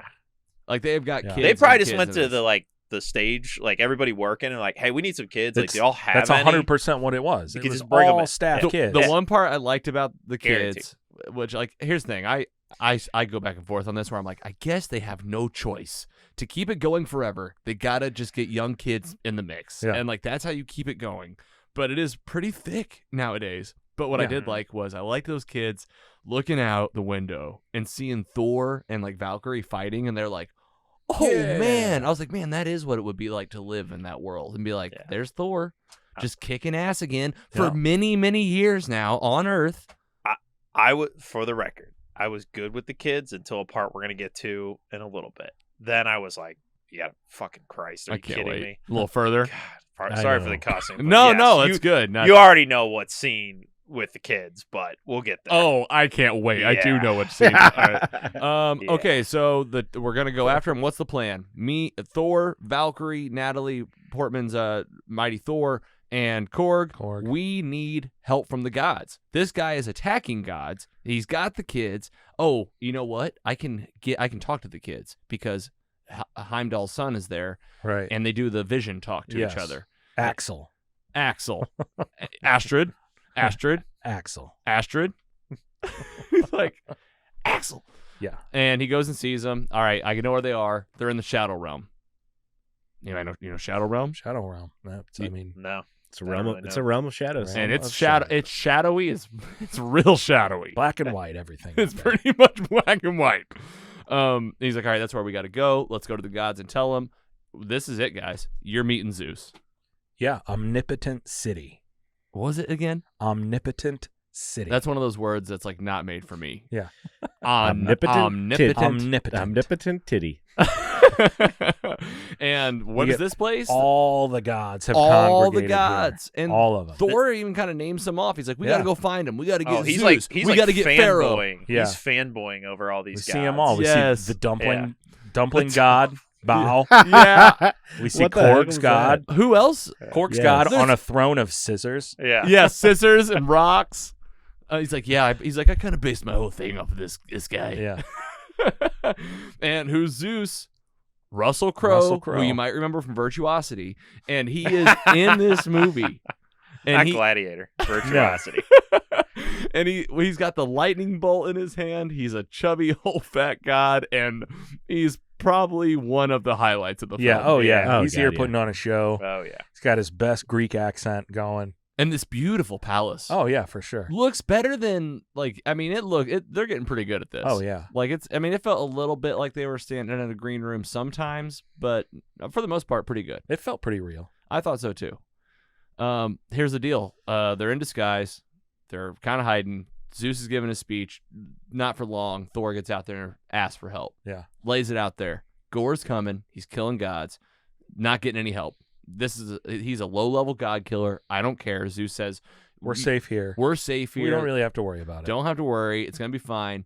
And a lot of people got their wish in this moment because every single bit of Chris Hemsworth's clothes came off. Yeah, we got some cheeks. I mean, cheeks, and I was looking at traps. Yeah. Sweet back tats. His his my Loki. God. The back tattoos. R.I.P. Loki. R.I.P. Rest in mischief. Like somebody wrote it like a little kid with a crayon. Yeah.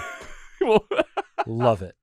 I'm going to get that same tattoo. Rest exact in same mischief. one. Oh, somebody's already got it. I can guarantee it. Oh, man. For sure. It'll look the exact same as Chris Hemsworth's body, too. Oh, yeah, right. But like if you like stuffed it full of same 9th shot. Street Deli and gramophone sandwiches. Same shot is right above you. That's pretty much Oh, Thor. Jesus Christ. And Zeus tells me, he's like, I'm not going to help you. As a matter of fact, you've been annoying me. I'm going to kill you. Throws his lightning bolt. Thor catches it. Kind of does his own little lightning with it. Throws it back. Apparently, like, to us. Straight kills, to his chest. Just kills Zeus. And he just drops off the platform. And no one moves. No one cares, essentially. It seems like. It was all like the soldiers come down. The soldiers they come start down. attacking. Yeah. Korg gets smashed. That's what set Thor, actually. I skipped a big part. You thought, did you guys think? Oh, he was dead for sure in my mind. Korg's dead. He's got 100%. I was like, fuck. Yeah. Nope, just his face. Yeah. He's still okay. Just his face. Valkyrie's got it. It's an all-out battle. They get a hold of the lightning bolt. He gets a hold of Stormbreaker. We didn't even talk about it. We are now leveraging the goats on the front of a magical ship with Stormbreaker as the power source, where they kind of I loved this. This felt like it was for fans. It makes the Bifrost in front of the ship, and the goats run on it. And the ship just destroys it. Like it's just riding it like a wave. Thought that was pretty amazing. Cool. Yeah, pretty cool. Yeah, crashes through the window, make the escape. We see some Celestials. Yeah, two Celestials peek through the window because these are gods, right? Yes. And this is where you start thinking about like, all right, what is Gore up to? He's going to kill all the gods. What? Yeah. Yeah. Exactly. Like, okay, revenge, sort of. He's salty. Yeah. He's salty. He's based the info that his god gave him. Yes, applies to all gods. Everyone. I'm going to kill all the gods and then find a way to the Eternal Gate? The Eternal Gate where you'll meet. Some gate to make a wish. Where that was the eternity. Yeah. The MacGuffin you get to see time. Whoever eternity. makes it to eternity first gets to wish. Yep. And this is a real comic book character, Eternity. It looks like one of the coolest For sure. characters I'd ever seen. Yeah. When we get there. All right, so that's his plan. They break out of there. They're like, okay, we got the lightning bolt. We'll head back, and this is where we get we learn that. I mean, they're on the ship. There's a little downtime on the ship for a while, a little back and forth with Thor and Jane kind of reconnecting, coming to. She kind of Axe gets jealous of for Hammer because Thor keeps going over and trying to pick up Mjolnir. Yeah, and finally, he gets over there and doesn't. And, the axe immediately creeps right behind him. He's like, "I'm just talking to an old friend." Yeah. What? Oh, hey there, Stormbreaker. He's like, "I was just looking for you." But she does the tell-all, breaks it down for him. And he's like, you got to live every moment for today, and we just, let's do this battle together. It's like, okay, the hammer's helping you. I like this. She's like, okay, cool, we'll fight. Get a moment with just Korg's face, and you get a little bit of Valkyrie having more of her drinking, and kind of wallowing and trying to figure out her own life, but not much else. Yeah. We learn about how Korgs are made. Oh yeah, yes. Two daddy Korgs come together. Korgs. They go to a beach or a body of water. No, it was a lava pit. A lava pit. We hold hands in the lava. Yes, and that creates a new baby. Yes, Korg. All information we needed as part of MCU fans, really 100%. Important how Korgs are made. The fanfic on this is gonna go wild. And jump to kind of the main round with Gore. Really, we make it to the shadow round. The shadow realm. The visuals on this are really cool. Really cool. Go ahead. The black and white. It's all of a sudden you're almost watching a different movie because it's all black and white, very Sin City-esque. Yeah. But then the way they do use color with the lightning bolt, and sometimes Mjolnir, or sometimes Thor's the eyes. weapons, the eyes, just makes it all pop and makes for a cool action sequence. This is if you think Doctor Strange, for me the big battle was the musical battle, which is so unique and creative. This is that battle. This is the one that actually looks different because the one later sucks. But we'll get to that. But I just thought the way they're battling, the way Korg, the way he uses his powers with shadows and stuff to pop up around him, and Gore, sorry. I just thought it was really cool. Really good use of special effects, and Christian Bale. If you didn't tell me that's who it was, I don't know that I would have known. His mannerisms, his facial expressions, he just Christian Bale's the type of guy that you could. I bet if you asked him, hey, have you seen any of the MCU movies? Probably nah. Nope. I know, but he's all in on this. Yeah, and who's this character? Yeah, he's doing a great job. Yeah, he's who is my character? What is my motivation? And just the way he moves and the facial expressions and the tone of his voice and how it shifts is just so cool and unique that in a lot of these superhero movies always feel like the bad guy ends up making them because the hero you know that story, you get that in the first movie. And I thought he did a really good job of carrying kind of the villain element of this movie. Yeah, and without Loki, because this is I know we got no We're Loki. Gonna get into that. So, absolutely. I cannot wait to talk about I feel reflecting on it and being what do I feel is missing? And how is this different from other movies with Thor? And this Gore, this is not new just to the Thor world. This is a new type of villain you haven't seen before. Yeah. And and I am so with you. The visual effects, this planet they're on in the Shadow Realm, where the three of them are kind of walking on the top of the small round planet, almost feels like a Wes Anderson meets Tim Burton. Crazy scene that I had never seen before, and really Tim Burton feeling with those shadow creatures coming up and almost the robotic movements a little bit to them, but that looks like a Marvel fight in the best ways. Being it doesn't feel like it's anything else. It feels like it's something new and fresh. The only thing I'm not crazy about in these sort of fights is when they bring in the quote henchman creatures because you got 3 or 4 heroes here, so you need 3 or 4 heroes worth of things to fight. Exactly. And that's what I thought was so cool about Avengers, especially what's the Age of Ultron? No, is Infinity War the first one? Yeah. Is Infinity War then Endgame, right? Correct. So Infinity War, when you had that like group of bad guys and it was more kind of 1-to-1, they were fighting. I like that more. And like even, the children of Thanos. Yeah, all the children of Thanos.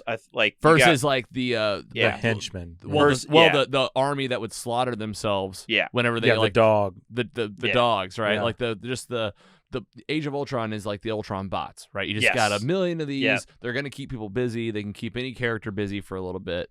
You kind of feel that. You know what's happening. You're like, those things are going to die. Yep. Like, there's no way. It's like that when it shows that part of the action scene, it's almost uninteresting because you already know the outcome. Like, the hero's going to win.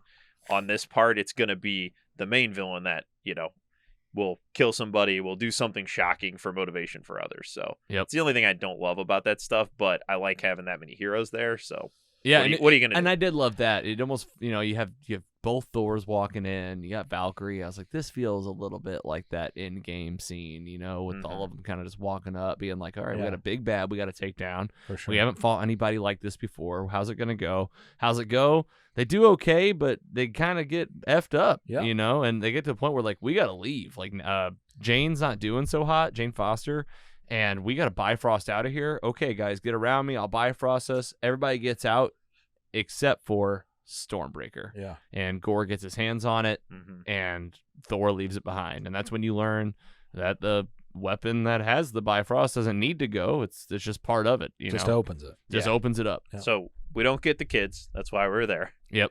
We lose the weapon that we know is the gate key for him, and we lost one of our main heroes. Yeah. So Yeah. mission accomplished. Mighty Thor is down. Yeah. Lady Thor is down. They go back, and this is Yeah. where Thor apparently puts together, this thing is killing you. Yeah. Yeah. Oh, yeah. She was definitely worse. In his opinion, Every she's time way she worse. grabs Every it. time she grabs it, she comes back worse. Her mortal body can't heal. I mean, this is heartbreaking. Yeah. I mean, he's just in the hospital, and he changes his whole tune where he's like, I'll just stay with you. And she's like, what about fighting together? He's like, that was before I realized I was about to lose you. And she's like, well, I'm going to go. And he's like, no, you're not. I got to go do this on my own. And he does. I mean, essentially. Trying to think if there's anything else that happens in that town. I mean, that's the big speech. Is like, I'm staying behind.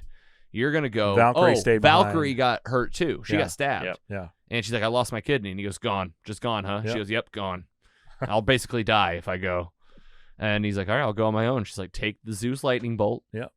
This amazing weapon, apparently. And he's like, I'm going to go do this myself. Save the kids. Here we go. He goes back, I guess, to the Shadow Realm. I mean, Gore is on his way. Oh, yeah. He's like setting up. Yep. He's got the Stormbreaker. He's found the entry point. Turns it on. It's almost like, It's shooting the Bifrost directly at the gate. This will open up the gate I need, and at the backside I can use my black sword to keep like defenses up with my black monsters. And who's behind him? The kids. Yeah, we're just gonna let them chill here. The We're younglings. just gonna leave them. And Doesn't need them for anything. Doesn't need him for anything other than just like collateral. I mean, nothing. I guess he doesn't use them as collateral. he's not used him. He used him to lure him in. He used him to lure him in, and then after he got him, he kind of really need he him. kind of let him go, right? Because like he just opened the cage. Yeah, it's almost like I they don't need were, you anymore. Really. And so Thor gets there, and I mean, is this the scene? Is this what you're talking about? Yeah. And Thor's like, listen, there's a couple things I got to do. I got to watch after these kids. I also got to stop Gore. I've got a solution. We got all these shadow creatures, and also all this like shrapnel laying around. Right. All what can I do? Kids, pick up a piece of shrapnel. Everybody pick up a piece of shrapnel. Or a stuffed animal. That'll work too. Anything. And he gives a speech to the lightning bolt. Yes. And he says, whoever that be so as worthy that wants to get home after this, be able to carry the powers of Thor. On a limited time basis. Essentially. Yeah. And lightning just sprinkles into the children, and all their shrapnel weapons become like little Mjolnirs, essentially. Yeah. Even the girl with a little stuffed like teddy bunny bear or something. Yeah. can't. It turns into one. You guys are gonna. Anybody in here fought before? Everybody says no. He's like, well, you're going to now. Doesn't matter. You're a kid. You're in a Disney movie. You're fine. And only the parents ever die in Disney movies. You're good kids. This was the battle scene. Like he goes and has his one-on-one with Korg. All right, here's all the kids. lot of slow motion fight scenes, like with the bunny hitting people. One girl like stands up at one point and like lightning came out of her eyes, I feel like, or her hands, and she just like obliterated. For me, this whole element diminished everything else that was going on. I know. And what was about to happen from a sacrifice standpoint. I agreed. I agreed. I was feeling that the whole time. It was a totally like you would set this mood, this like dire mood going into this room that like he's the only one left. He's got to finish this, and then it's like, oh, superpower of the kids, and then it's, you know, when he starts losing, you're like, well, you know what's going to happen. I didn't even think the kids were going to save him. I'm like, I know exactly what's about to happen here. Yeah, and I was thinking like, you're so right. This is a Disney movie. None of them get hurt. No. There's nothing like that. Like, I mean, this girl that one destroyed kid. everything. You only get to kill one kid. Yeah, I mean, they should have. Like, I feel like yeah, right. But it was fun. I mean, it was just like, why? What are we doing? And it also raises so many questions as like a MCU fan, where you're like, could the whole time like a Thor like given Avengers like some of his power like, during the big battles? Yeah, and in or was it Infinity War... only because he had the lightning bolt? Then I get to where like, well, he had Mjolnir and Stormbreaker made from the heart of a dying star with this apparently like specific metal, and then like, you know, via Asgard powers we can like give some instruction to this thing. Well, now I've got Zeus's lightning bolt, and now I'm gonna give these kids some powers kind of like on the fly. Well, Elizabeth Olsen did an interview not that long ago where she said she is terrified every time one of these movies comes out, because she's like, is this the one that jumps the shark? Like, is this the one where people are going to be like, what the hell did they just do? And to her credit, filming one of these things, you probably have no idea how this is going to turn out. Like, you are so in the dark.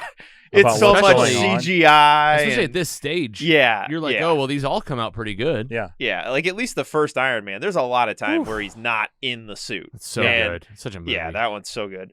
But, like, nowadays, like, there's so much. She's probably, like, you know, hoisted up on just like floating around green screens and stuff, and you're just like, oh god, I hope this is good. And I just like, I think you see it in the reception, like the Disney Plus stuff is great, but I'm wondering if we're getting too much. I know. And you know, you heard it with the Giggler's review of Miss Marvel. Like, this is what the comics do. And I remember when Game of Thrones was really popular. Right. And then we got to the end, and so many people who like were never into nerd stuff in their life got so upset about how it ended. And I'm like, look, to be a fan of one of these things that goes on indefinitely, you're going to have to understand it's going to be bad for certain periods in your life. And like, I try to live that to where like this isn't going to be. And I don't think we're there yet. You know? But like Thor: Love and Thunder. Yeah. Yeah. It based off Ragnarok. You were expecting a 4.0. Yeah. I think. All right, well, let's get to this ending then and like see how we really feel about it. All right, well, the kids all group together. They get the Bifrost back in hand. He figures out how to get the claw off of it. You think stops it. Mm-hmm. And he throws the thing full speed. Throws that Stormbreaker full speed to Heimdall's kid, and he just catches it, summons the Bifrost, and takes all the kids home. I'll tell you what I thought during this scene was, well, in Thor Ragnarok, remember when he cut that dragon's head off because it was like on the edge of the Bifrost? I was like, I hope everybody's in. Yeah. The kids are fine. They're kids. I mean, earlier what I was going to say about that girl blasting those creatures, I was like, this would be like an episode of The Boys where it would like just cut through people. Right. She's like, oh shit, I killed my friend Timmy. We left little If Billy's this leg was in the The Shadow Boys, Realm. All the kids would be dead. Yeah. And I would be like, thank you. Dead Hope they- immediately. Hope they made it to Valhalla. I had 4.0 if all the kids had bitten it on Okay. that. I'd be like, good for you, Disney. You took a risk and you murdered children. So he sends my the kids. God. He sends the kids back. He gets into a rough spot with Gore, and of course, the mighty Thor shows up and saves him. Mm-hmm. She knew. She rode the universal jumping Pegasus thing. Yep. The Valkyrie horse. Has her hammer. Saves the day. They team up. They break his sword. You think it's over, but it wasn't long enough. He got the portal open. Mm-hmm. And he walks right in. Yep. Like immediate, like right away. Yeah. Well, Jane's down. Jane's down. He's walking in. Yep. Like, what are you gonna do? You gonna help her, or are you gonna come stop me? And basically, they go in, all of them, into a world that almost felt like the way station that Thanos was at when he did the snap. The Soul Stone. But this is like a white universe that's like on the water, clouds. I mean, it looks amazing. first, really. Yeah, cool visual. Gore has found eternity. Yeah. I mean, what is eternity to the visual eye? Us. Go ahead. It looks like like a galaxy in the shape of a person. Yes, Yeah, that's for exactly what it looked like. And I Very just cool. thought to myself, I want more of this. Like, just this character, not this part. Because this part is 10 more minutes of this, please. Thor is like, make your wish, do whatever you're gonna do. She's dying. Right. I'm not going to waste my time on you. It's over. I don't have any time left over here. Why No. would I waste my time on you? I did think this is how we might save Jane. Yeah, I did too. I was thinking, okay, he'll save her. Or He'll something. get in first, and he'll make his wish. And Yeah. I was also thinking, like, man, if Thanos only knew he only had to find one axe instead of 6 stones. Yeah. Could have got this done a lot easier. Yeah, that's only one wish though. Maybe he wanted a little more. No, I guess Nah, he not. could've I guess done it. not. I mean, he could no. have just wished for the You're right. stones. You're right. He That's destroyed. true. He used the stones to destroy. Well, the here, stones. let's just talk about this. Gore is kind of looking back and forth. He changes his mind. Right. I'm gonna take my wish. I'm gonna wish for my daughter back. And I mean, it happens immediately. Yeah, she's Eternity's gone, and she's back. And he's dying. And he's dying. Yeah. But Why? My thought was the sword was keeping him alive. Right, because he had already Yeah. lived his human And when life. the sword was destroyed, then And he was dying. They did say when we destroy the sword, it'll Yeah. kill him. Right. Yeah. He'll lose his power. And Jane is in Thor's lap. I mean, this was heavy. Yeah. This for was sure. heavy. Yeah. And This read like Natalie Portman's done. to Yeah. me. Oh, for and sure. I was That's- going, God, I'm they're- not coming back. Oh, Yeah. this is it. Like, and she says, like, you know, this was the best time of her life. Was, you know, it changed her whole life having that hammer for even just the time it did. And then she said she thought of her catchphrase. I think is what she said, right? Yeah. It's Thorbin time. Please, Grab your thermometer. It's about to get hot. please. We don't know.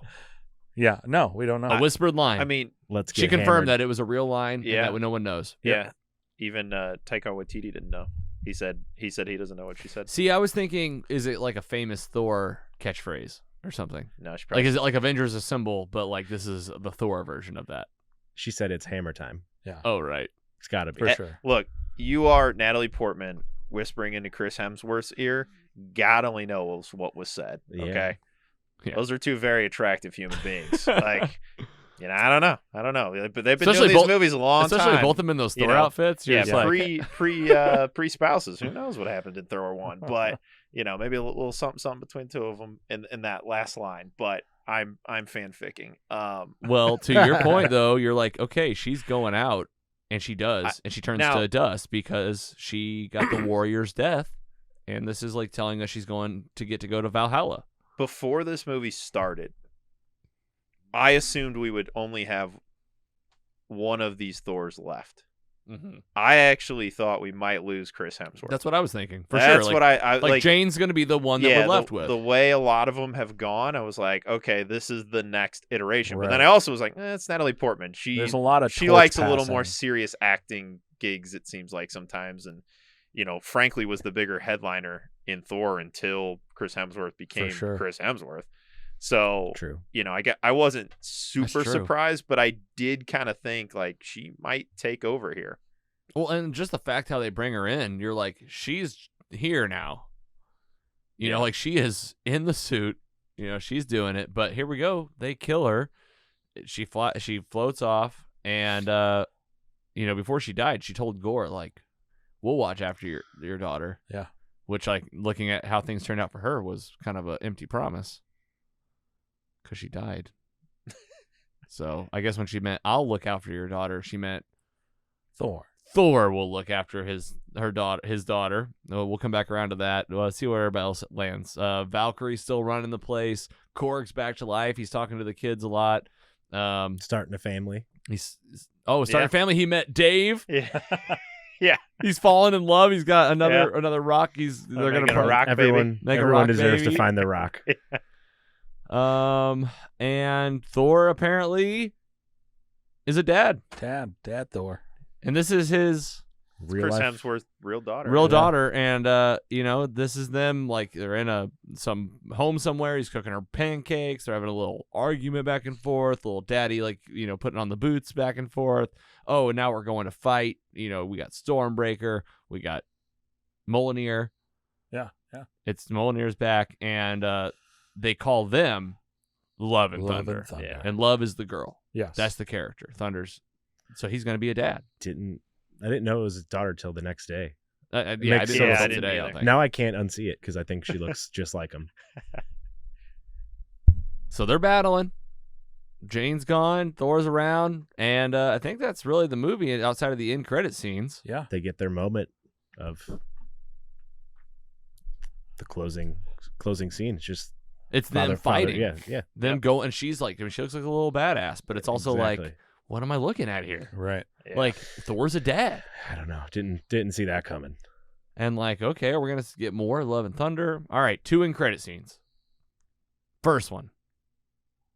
Zeus is not dead. Of course. And he's pissed. Yeah. We are a laughing stock, and the people that are praying to gods don't even want gods. They want superheroes. We're going to get our respect back. That's right. And how am I going to do it? Hercules, go tell him. Hercules. Q, Ted Lasso. What's his name Soccer from Ted player. Lasso? Brett Goldstein is the Yeah, actor's but, name. What's his name in the show? It's No, He's no, the no. not best. Jamie Tart. Not That's the Jamie. other If one. Only someone had a Rob. computer. Rob. I haven't seen it. Oh, it's one of I'm the trying to best think of the little characters, chant and they like it do almost for seems him. like he's He's bringing a little bit of hilarious. this character that we've seen in the show immediately to Hercules, where you're just, I was like, I mean, I didn't like. oh, he looked- okay. He looked jacked as Hercules. He and looked, I- he looked jacked, but skinny in there was a Ted Lasso. comedy to it. There was a comedy Yeah. to it. It wasn't like they were introducing Thor for the first time. It was like Thor's cousin or something. Right. All right, so I can't wait to see. All right, so Hercules is coming. I'm Yeah. excited.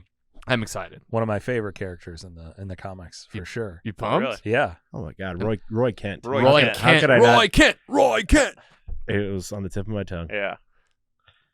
All right, number 2. Valhalla. Heaven. Holla. God heaven. Yeah. And there she is. She's like, I'm Natalie Portman. Jane Foster's here. She made it. I was really hoping Greeted by Heimdall. I was really hoping yeah. we would see Sif's arm in there. Oh, just like man, just I was waving. so hoping. I'm like, be like, what is that? And Heimdall would be like, that's the arm of Lady Sif. Like, it died gloriously in Yes. battle. All right, well, tell me this. Not the last time we see these characters. You know, They left it open ended. What happens, do you know, comic-wise? Like, are they bringing people in and out of Valhalla? Like, Zeus, I felt like, was in Valhalla at some point. And then, like, there was, like, I thought the original story was kind of like that. Valhalla, I think, is just for the Asgardians. This is North mythology afterlife. But how did she got there because of Thor powers? Because of the Thor powers. Somebody put and she died in battle. Somebody, like, tweeted out there that when you realize that she got to go to Valhalla because she was a cancer warrior. But you're saying, like, this is an Asgardian place. This is, yes. Because, like, Heimdall, specifically. and I feel like the fact that Heimdall greets her is meant to tell us that. yeah. Yes, definitely. It's not. Yeah. This isn't. He It's died not in like. battle. It's not like who else? Someone from Earth could greet her. Right. It'd be like, no, we're showing her Heimdall. Yeah, for sure. Yeah, He's like, thanks for helping my son. The thing about this phase is we've brought in gods and the afterlife. Yes, And a couple times now. Moon Knight. yeah, and we have like different. Like it'll be interesting to see like, are there different levels of gods? Are these big eternal beings more powerful than Thor's technically a god, Hercules, Zeus, like Bless all you, these for sure. gods and demigods? Like, what's the power level range here? And then how does like a Black Widow even show up to a fight anymore, or the next Hawkeye? Like, you just run into this problem that sometimes Batman has a lot. Like, how does he hang with the rest of them? How are some of these street level folks? Like, even Spider-Man sometimes runs into that problem. Like, because you're out in space, Spider-Man can't be zipping around on buildings and stuff. And what from happens? spot to spot? So, What happens when Black Widow dies? Yeah. So It depends on her religion. And Iron Man. Because when yeah, I guess when that's what it Moon is. Knight died, he went to his, Thing. the ocean of sand or whatever it was. Well, what'll He happen went to to me his when I gore. die? Gore Depends on what religion. saw his god. I mean, I don't know. Marvel. I mean, they're opening Logan, let's die in doors. battle because that looked cool. For sure. Yeah, Who we except battling? for the going to battle thing. Yeah, Give me a hammer and let's go at it. All right, those are the end credit scenes. Anything else in Thor: Love and Thunder story wise? Before we do a roundtable, how we feel about it? Anything story wise you guys want to hit? I think story wise we're all good. I got a couple of moments. All right, that's I'd Thor: Love and wrap it Thunder. Let's do roundtables. We'll find out when ratings hit us. Scotty, why don't you go ahead? Tell us what you think. I enjoyed it for what it was. They really gave Taika Waititi carte blanche to do what he wanted, and it seems like he did. Mm-hmm. Took the kids all liked it. They had a good time. There was some children in there. Good. They were represented. The goats. Yes. Oh yeah, they love the goats. There was lots of screaming happening on the car ride home. Yeah, I thought it was a fun time. It's definitely probably not cracking my top 10. Yeah. Top 10 Marvel movie? MCU. Wow. Yeah. Andy. Right there with you. I mean, I was going in expecting Ragnarok, and it was a little behind that. Like there was just too many, like the tone of the movie just shifts so much with like, it's hilarious at one point, and then we're having like really dark scenes with gore, and it just like the tonal shifts just like kind of threw me off a lot, and I just couldn't really get a vibe for what the movie really was. I love the soundtrack. Yeah. Wanted more Christian Bale as well. Gore was awesome. Yeah. Yep. More Christian Bale, more Valkyrie. I might have exactly. Yep. Valkyrie was a great aspect of it. How she just didn't care to be the king anymore. Just wants to kill people. So respect that. Yep. What else I got? But it's just too short. Like people. I think it was announced the other day. Like speculated that they were given it like a 2-hour runtime, but like there's a 4-hour cut. Yeah, exactly. Give me more. Like I want to see more gore where I would care more about what happened at the end. The Waititi cut. Yes. Yeah, give me that. Oh, he already said no. He's already said not happening. Yep. Stuff is on the floor for a reason. Yeah. Wow. I don't want to say because Marvel Studios has a gun to the back of his head. Oh, for sure. I don't want to say I'm disappointed, but I really wanted a Ragnarok level. It didn't deliver there, but I mean, I'll still rewatch it in 45 days when for it's sure. back on D+. 100%. And maybe when you do that, but now that you know what to expect. Today wasn't one of those things where I That's love the what it movie is. more after we talked about it, though. It is kind of the same. Danny P. Yeah, I think this is in ranking my Thor movies. Ragnarok's definitely one. I think I'd have to go back and watch it because it's been a long time. But I think Thor 1 actually I like more than this movie. I get that. I get that. And I haven't watched Dark World in forever either, but I have a feeling this would edge out that. But like the chemistry that Chris Hemsworth and Tessa Thompson had in Ragnarok was just gone in this one. That was like, I mean, palpable in the first they put one, them together in that Men in Black movie, which I never saw because I heard wasn't very good. But the chemistry they had in Ragnarok, I thought was so good that I'm like, man, why? Like they just never really played off each other. It felt like she was just kind of there. And like I had fun, but there are definitely like some good things here. It's like, when I was talking with my dad, he's like, well, do you recommend I go see it or wait on Disney Plus? I'm like, look, these are fun to see in theaters. So, it's a spectacle. I would go see it. Yeah. Mm-hmm. But, not same as you, Scott, not cracking my top 10. And, like I said, probably my number 3 out of the 4 Thor movies for me. Very cool. Well said. Fair share. I'll jump in. I'd echo a lot of what you guys said, and even a quote from a special guest that is going to chime in on this movie. They said they went out to their car and kind of was like, all right, then we drove home and there wasn't a lot to say. It was a similar thing in our car. Obviously, knowing that we were recording this podcast, I kind of forced myself to say it, like make myself face what do I feel about this movie, because Thor: Love and Thunder was maybe my top most anticipated film of the last year and a half. And so I went into this movie only seeing the first trailer and only seeing it really the first time. So like 2 full months went by, and I mean I was very internally excited, but not, you guys know me, just level-headed, not expecting, not even knowing what to expect. And the movie fell flat. There's a lot of fun things. I think it's by far top 3 most beautiful movies in the MCU. Yeah. You know, you compare it to a movie that's even called Doctor Strange Multiverse of Madness. I put the visuals on this movie up against that. Cinematography, I think, on this is really cool. The places and Yeah. the visual effects team, of course, Yeah. always carrying Marvel a lot, like they do it again here.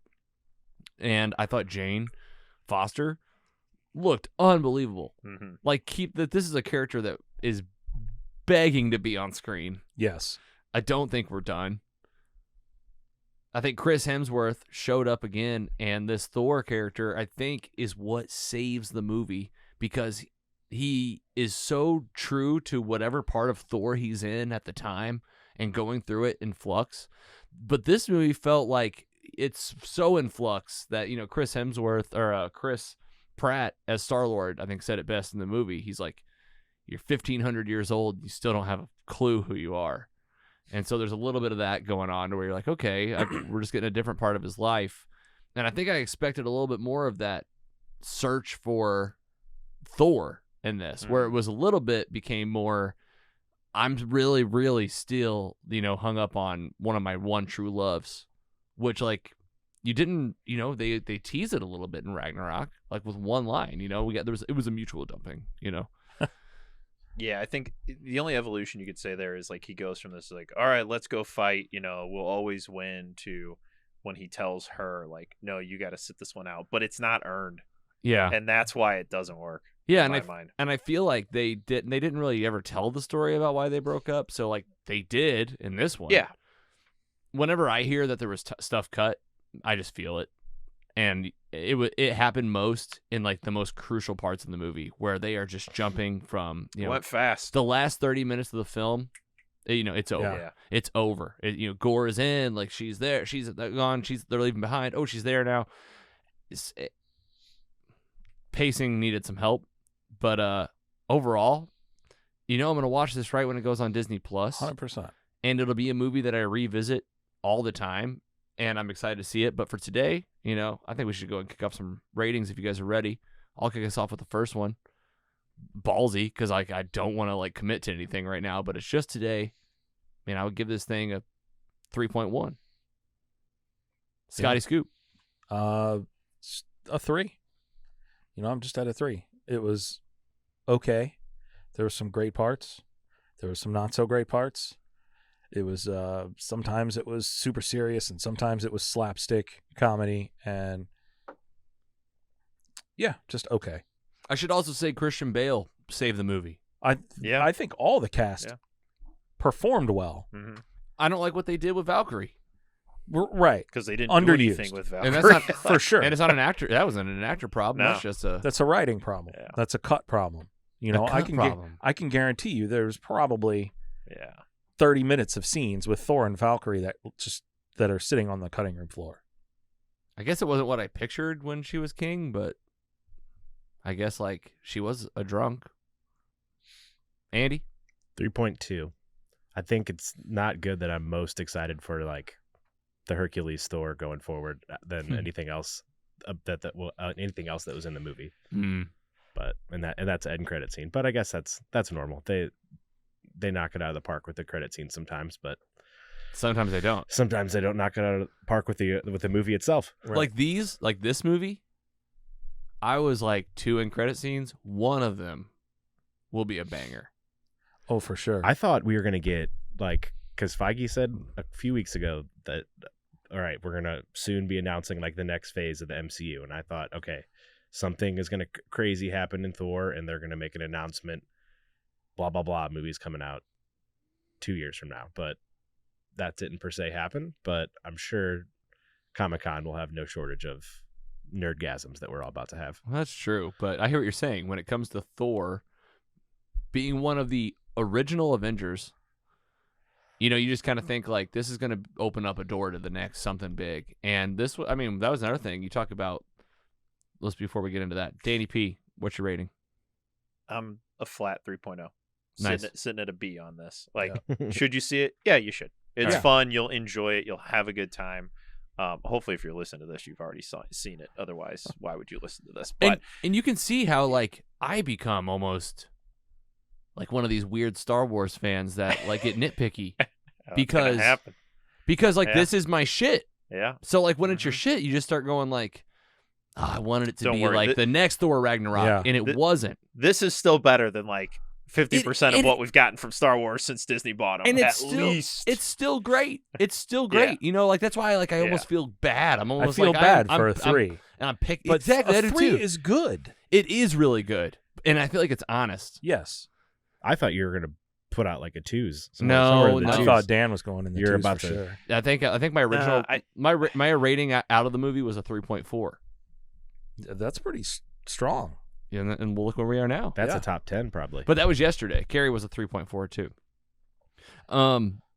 You talked about the things it was like, missing and how it's different. This was the first Thor movie without Loki. Yeah. There was also zero, besides Jane on Earth with cancer, Eric Selvig, Darcy, nothing else like Avengers wise. Yeah, this movie, the end of it, like almost all the stuff I've seen recently, what I loved about the first 2 phases, I guess, is it was all setting up this bigger conflict. And it was, the first one was bring all the heroes together. The second phase was break them all apart so we can bring them back together for a bigger threat. In the way comic books typically work at this point in the cycle, what they should be doing is developing all their bad guys and anti-heroes to make a bad guy anti-hero team that goes up against the good guy team. So you have a massive team battle. Then what happens after that? This is like comic book, like these are the cycles they go through. Yeah, for sure. Then the next cycle is the good guys and bad guys have to team up because an even bigger threat has popped up that's going to kill them all. So that's kind of how these cycles of the characters go. You always bring them, try to bring them together for a reason, then split them apart. Then people switch sides, and I don't see them building up a like bad guy team. Like frankly, what they're doing with the TV show wouldn't be big enough. Like you can't have, the Black Widow and U.S. agent fighting Thor. Like it doesn't work. Right. Yeah. He wins every day. So and they have got him on this level to where I do love the type of villains and how it's got to be like all different parts of the cosmos. I love that. You have the pieces. You have Loki. You have Scarlet Witch. You have these like on the line good guy, bad guy characters that you could have started putting, because just like we saw in Doctor Strange, like in a team up scenario, you have Scarlet Witch fight Doctor Strange. You have, Loki fighting, Iron Man or something, or even Thor. You can fight Thor because he does magic. Like we've seen that before. So you start creating kind of these, 1-to-1, who's going to go up against who counters who. And so they do it a lot in DC. They've done it in Marvel over the years. So yeah, we'll see. We'll see. Yeah, exactly. All right, Thor: Love and Thunder, man. That was what we thought about it. Gave you our rating, our review. I hope you guys enjoyed that recap. It was so much fun. We had some fun facts here from IMDb Pro. Just move that Superman for me, Andy. Let's look at these. So the film was first announced July 16, 2017. We already knew that. It says it's the 29th film of the Marvel Cinematic Universe. Again, that's 29 films. I think we're at like 34, 35 titles. All these TV shows coming out. Christian Bale is the second actor to play Batman to appear in the Marvel Cinematic Universe after, anybody know? Michael Keaton. Michael Keaton, that's right, playing the Vulture. That's pretty cool. We don't need any more of the Batman actors. We don't need Clooney. Val Kilmer can't do it. You called it, Scott. Yeah, the goats. Tooth Grinder and Tooth Gnasher. Appear in the films. These goats had appeared in both the Marvel Comics and Norse myth of Thor. So those are even in the Norse mythology.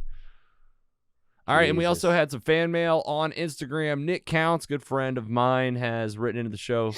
He says, I like it. A few corny lines throughout, but it was funny and it had some good action. I'll watch it again when it goes to Disney. Plus, I'm happy that Chris brought his actual daughter into the movie. The typo there. That's on me. Nick Counts, thank you very much, dude, for writing in on Instagram. You guys can write us in there, Facebook, Patreon, Twitter, all of it. And now, a very special guest appearance from Adam Barnhart from comicbook.com. Here he is now. Enjoy. Adam Barnhart. Hello there. Thanks for having me, guys. How long have you been writing for comicbook.com? Obviously where we're seeing your name most of the time. Yeah, I've been there for 6 years, I think, and then full-time 4 years. When I started, like the first day I started, even before I started full-time, I came up with a list of 8 bucket list people I wanted to talk to, and I've gotten everything besides 2. I think I still need to talk to and interview Kevin Feige and Keanu Reeves. Oh, shit. Those are Are you the kidding 2 me? outstanding ones. That's But everyone on the list, I just crossed off. The biggest one remaining was Wesley Snipes, and that was earlier this month. Last month we finally got there. That's the one guy. I love Blade. Oh, Blade 2 is incredible. We brought Blade onto the show as the feature a couple months ago. Blade 2 is actually on the horizon. yes, perfect. Oh timing. yeah, that's awesome. Well, hey, just so you know, that's how I felt about you. So thanks for coming on. Oh man, that's very Yep. Make sure you cross that means off a the lot. bucket list. Yeah, I was like Logan. Adam Yeah, Barnhart. there you Yeah, I promise it's not a kill list. It's it's one of my favorite journalist lists. Thor: Love and Thunder is a movie. You know, it's certainly a movie. My partner and I, we got out to the car and we just started the car and drove home without much discourse. There was like a sense of emptiness. You know, I'm not sure what I expected from it. I think I was just trying to process what the hell happened. The issue with me is I don't want to say I love every movie. Mhm. I generally like pretty much anything I watch. Like I have few problems with Venom and Venom 2. They're good popcorn movies. I don't go to the movies for thought-provoking, award-winning movies. I just want to see shit blow up and guns firing, and John Wick's going to go down as my favorite Hollywood franchise ever, probably. The movie with 3 lines of dialogue. Amazing. So it's that type of stuff. I don't know. You know, I've been battling personally with the idea of working in this stuff full time and covering it, and also being a fan is kind of starting to jade me a little bit. Love and Thunder was spoiled ahead of time for me, so it's not like virtually all Marvel movies are spoiled for me ahead of time now. So it's not like I get the big surprise reveals or anything like that. So maybe that takes away with it. But no, it's enjoyable. I mean, it's like they gave Taika free reign to do whatever he wanted and provided no notes. I heard reports now that they mandated a 2-hour runtime, which makes sense now because I think that's very apparent because they certainly left a lot on the cutting room floor. But other than that, I mean, if you've liked all of Taika's other stuff, you know, it certainly fits the bill. And Hunt for Wilder People is probably in my top 5. I love Jojo Rabbit. What We Do in the Shadows. I mean, we're talking great movies all around. The only other issue with me is it follows up Doctor Strange 2, and Doctor Strange 2 happens to probably be my favorite MCU movie ever released. Wow. How about that? Yeah, it's crazy. Guns I loved it. blazing. And that was divisive as well. But I love it's easily in my top 3 MCU rankings. And you could tell all of us fans just wait for a comment like that to go, oh, shit, he liked it. Yeah, wait until I say, you know, WandaVision's probably like my least favorite thing. But that's a story for another day. Oh, my gosh.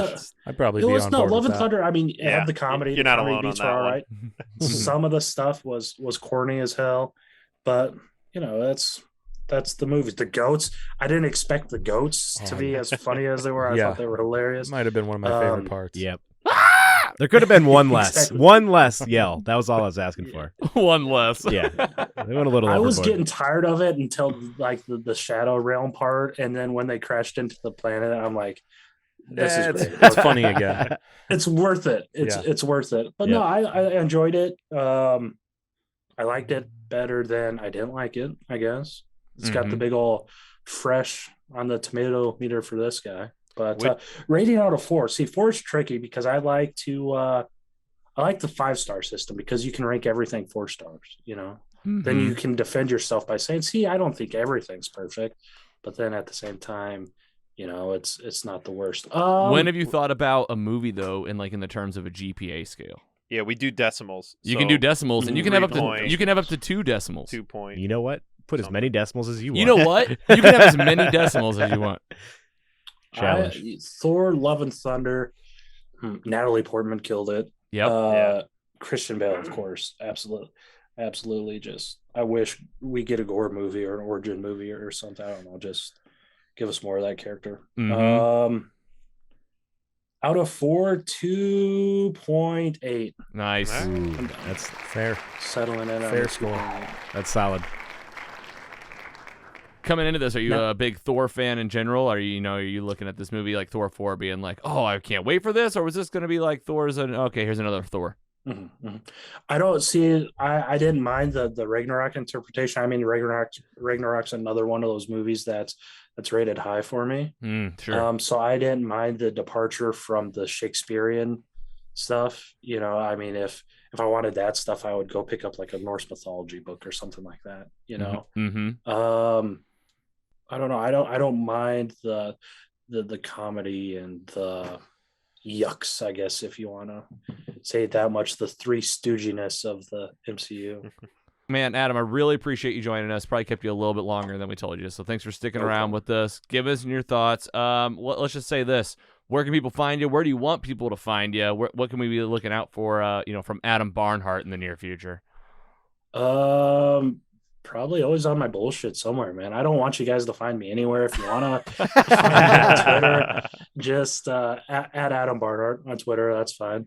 Awesome, man. Well, we would love to collaborate with you again in the future. I mean, you got Marvel News Desk. Absolutely, yeah. Just reach out whenever you guys need a seat or a guest or something, and we'll definitely be able to make something work. Awesome. Adam Barnhart, thank you, man. Again, we will see you next time, and thank you so much, and have a great rest of your night. Awesome. You too. Thanks for having me, guys. Thanks, Adam. Thank you. Peace. Thank you. See ya. There he is. All right.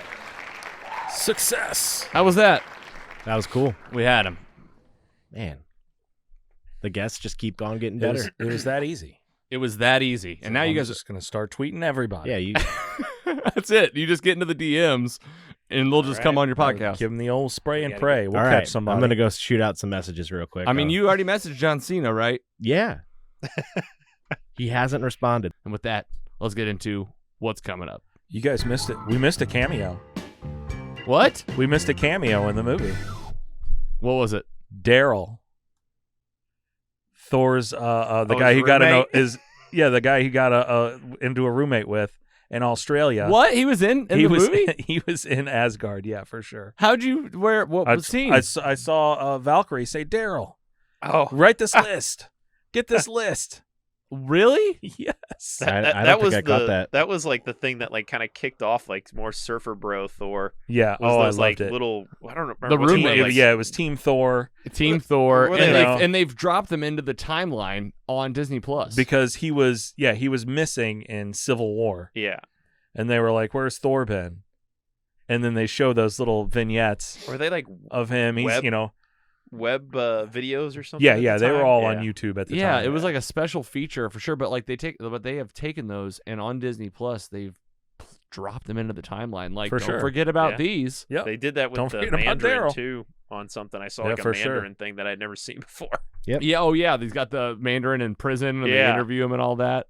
All right, so coming up on the show, so that's Thor, Love and Thunder. We'll always do Marvel Cinematic Universe on this. I think Ms. Marvel will be our next title. mostlysuperheroes.com/MCU is where all those titles will be. And coming up, I mean, I did my best, guys. I wrote as many as I could. I got a link to a great website that helped us out with this list, but there's just so many things coming up. I'm just going to rattle off a few. Miss Marvel's coming up. Bullet Train with Brad Pitt. We'll probably talk about that. The Old Man, that's a TV show on Hulu with Jeff Bridges that I'm just... Oh, and John Lithgow. Yeah, looks good. It's so great. I'm like 5 or 6 episodes in. Black Panther, Wakanda Forever. That's in November. It's at the top there. I think it's later this year, but live action Pinocchio. Don't forget about that one. Dan, you brought it up. DC League of Super Pets. Anybody gonna see this? No. I'm bringing my dog. I was gonna say I will probably end up taking my kids to that. Yeah, of course. If I could bring my dog to that, I would do it 100%. I think it's September, October. They're bringing Spider-Man No Way Home back to the theaters, and they're calling it the More Fun Stuff version. That's we saw a weekend that looks weak for Disney to buy. Andy already rose his hands. I'm in. I love more fun stuff. I mean, we don't have another Marvel movie till November, so maybe that's one of the reasons they're like, all right, we need something to fill this gap between July and November. Another we used to $100 million. get one every 5 years. I know. You're right. I'm beginning to think it might be an issue of them having too much stuff. Yeah, I'm sorry. But I I'm gonna give feel it. that. I'm gonna give it some time. I need this whole phase to shake out before I can really decide that. That's fair. Yeah, you're right. Because it's almost like looking at some of the middle movies in Phase 1 and like judging the whole MCU off those. You can't do that. I mean, in my mind, Spider-Man is leaps and bounds better than anything else in this phase.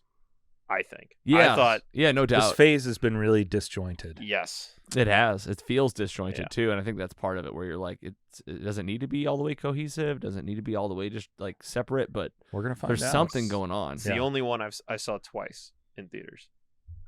We have Halloween Ends. That'll be later this year. Hocus Pocus 2 later this year. The Unbearable Weight of Massive Talent. It didn't come out yet? Yeah, that came out a couple on months release ago. now. Which one?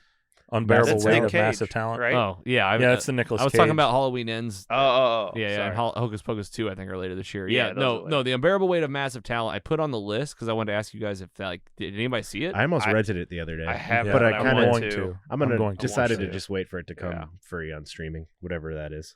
Black Adam, we talked about it. We will talk about it. Avatar, The Way of Water. Can't wait. Super pumped for that one. Can't wait. Yeah. And then Shazam, Fury of the Gods. Anything else coming up in the more near immediate future you guys are excited for? She-Hulk. What's the date on that?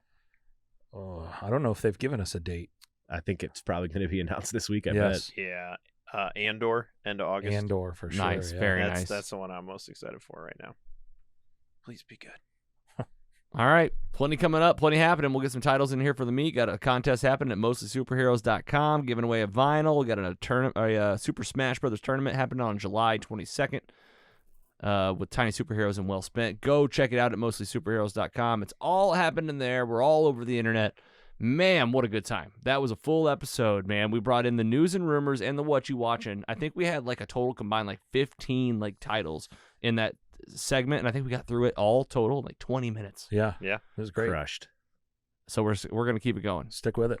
I gotta give a shout out to somebody that was supposed to be in the 4 seat today, and was in a little fender bender last night, going to see the movie with you, Mikey, Mr. Mikey. Sorry, Mike. I had his Whatchu Watchins queued up. I mean, he was gonna be here. We're gonna get him in here again. He's okay. He's safe. But Danny P, thank you for literally same day. We appreciate it. To the rescue. Happy to do it. To And the I rescue. hope Brother Mike is doing okay. Yeah, he's good. He was my date at our buddy's wedding a couple weeks ago. We were both two single dudes, so Very nice. Well, he's a good dude. we loved having you. Scotty Scoop, another good time, man. Why don't you give the squad a sign off and just a little goodbye until they see you next time. It's another one in the books. The best one yet. Best Buy some one. merch. Yeah, didn't you get some? Get a shirt. I did. I do believe it. I think it was the bottom left one. And Andy got a new That's what shirt. he's got. Got some new stuff for the event coming up. Yes, sir. Scotty or the Giggler. Give Oh, us yeah. how about a little sign off there? These new shirts are clutch. I love the material. Bonfire. It's amazing. Mostlysuperheroes.com/merch. All sorts of great designs. Yes, but I got to give a special shout out to my cousin Jesse's kids. They are our frequent listeners of the show, Luke, Noah, and Thomas. So they'll definitely get a kick out of this. But what's up, dudes? Thank you for listening, and can't wait to see you guys again. Wow, look at that. I'll give it up for some Yes. fans of the show. What's up, guys? Yes, they are probably one of our youngest fans, but Well, a chance to watch what I say sometimes. Let's get them some free merch. I'll send you home with some stuff. You know, Aw. we can get them some swag in their hands. Yes, they'll love that. All right, Danny P. Where can people find you? Do you have any other podcasts coming up at all? Nope. You can This find is the me- one? Hopefully next month you can find me in Dallas if the move goes according to plan at this point. But The listeners have really been along for your journey. Yeah, here. I know. Yeah, it's back, and then right back out. But no, definitely like St. Louis is home, so I'll be back a bunch, and I have a job where as long as I have internet, so I'll come back here for probably a couple different weeks and stuff. So if there's something Star Wars coming up, like it's not that far, I'll come back, hang out with the Rents for a week, and come film something with you guys if you'd have me back again. Otherwise, I can definitely do the kind of Skype in kind of thing. Yep. But always a good time, and thanks for having me again. Hey, thank you. You said that whenever I asked you like what else you'd come in for, you said whatever we need, and so Yeah. I was like, hey, I need you today, and you showed up. So we appreciate it, man. I appreciate all you guys showing up and joining the show.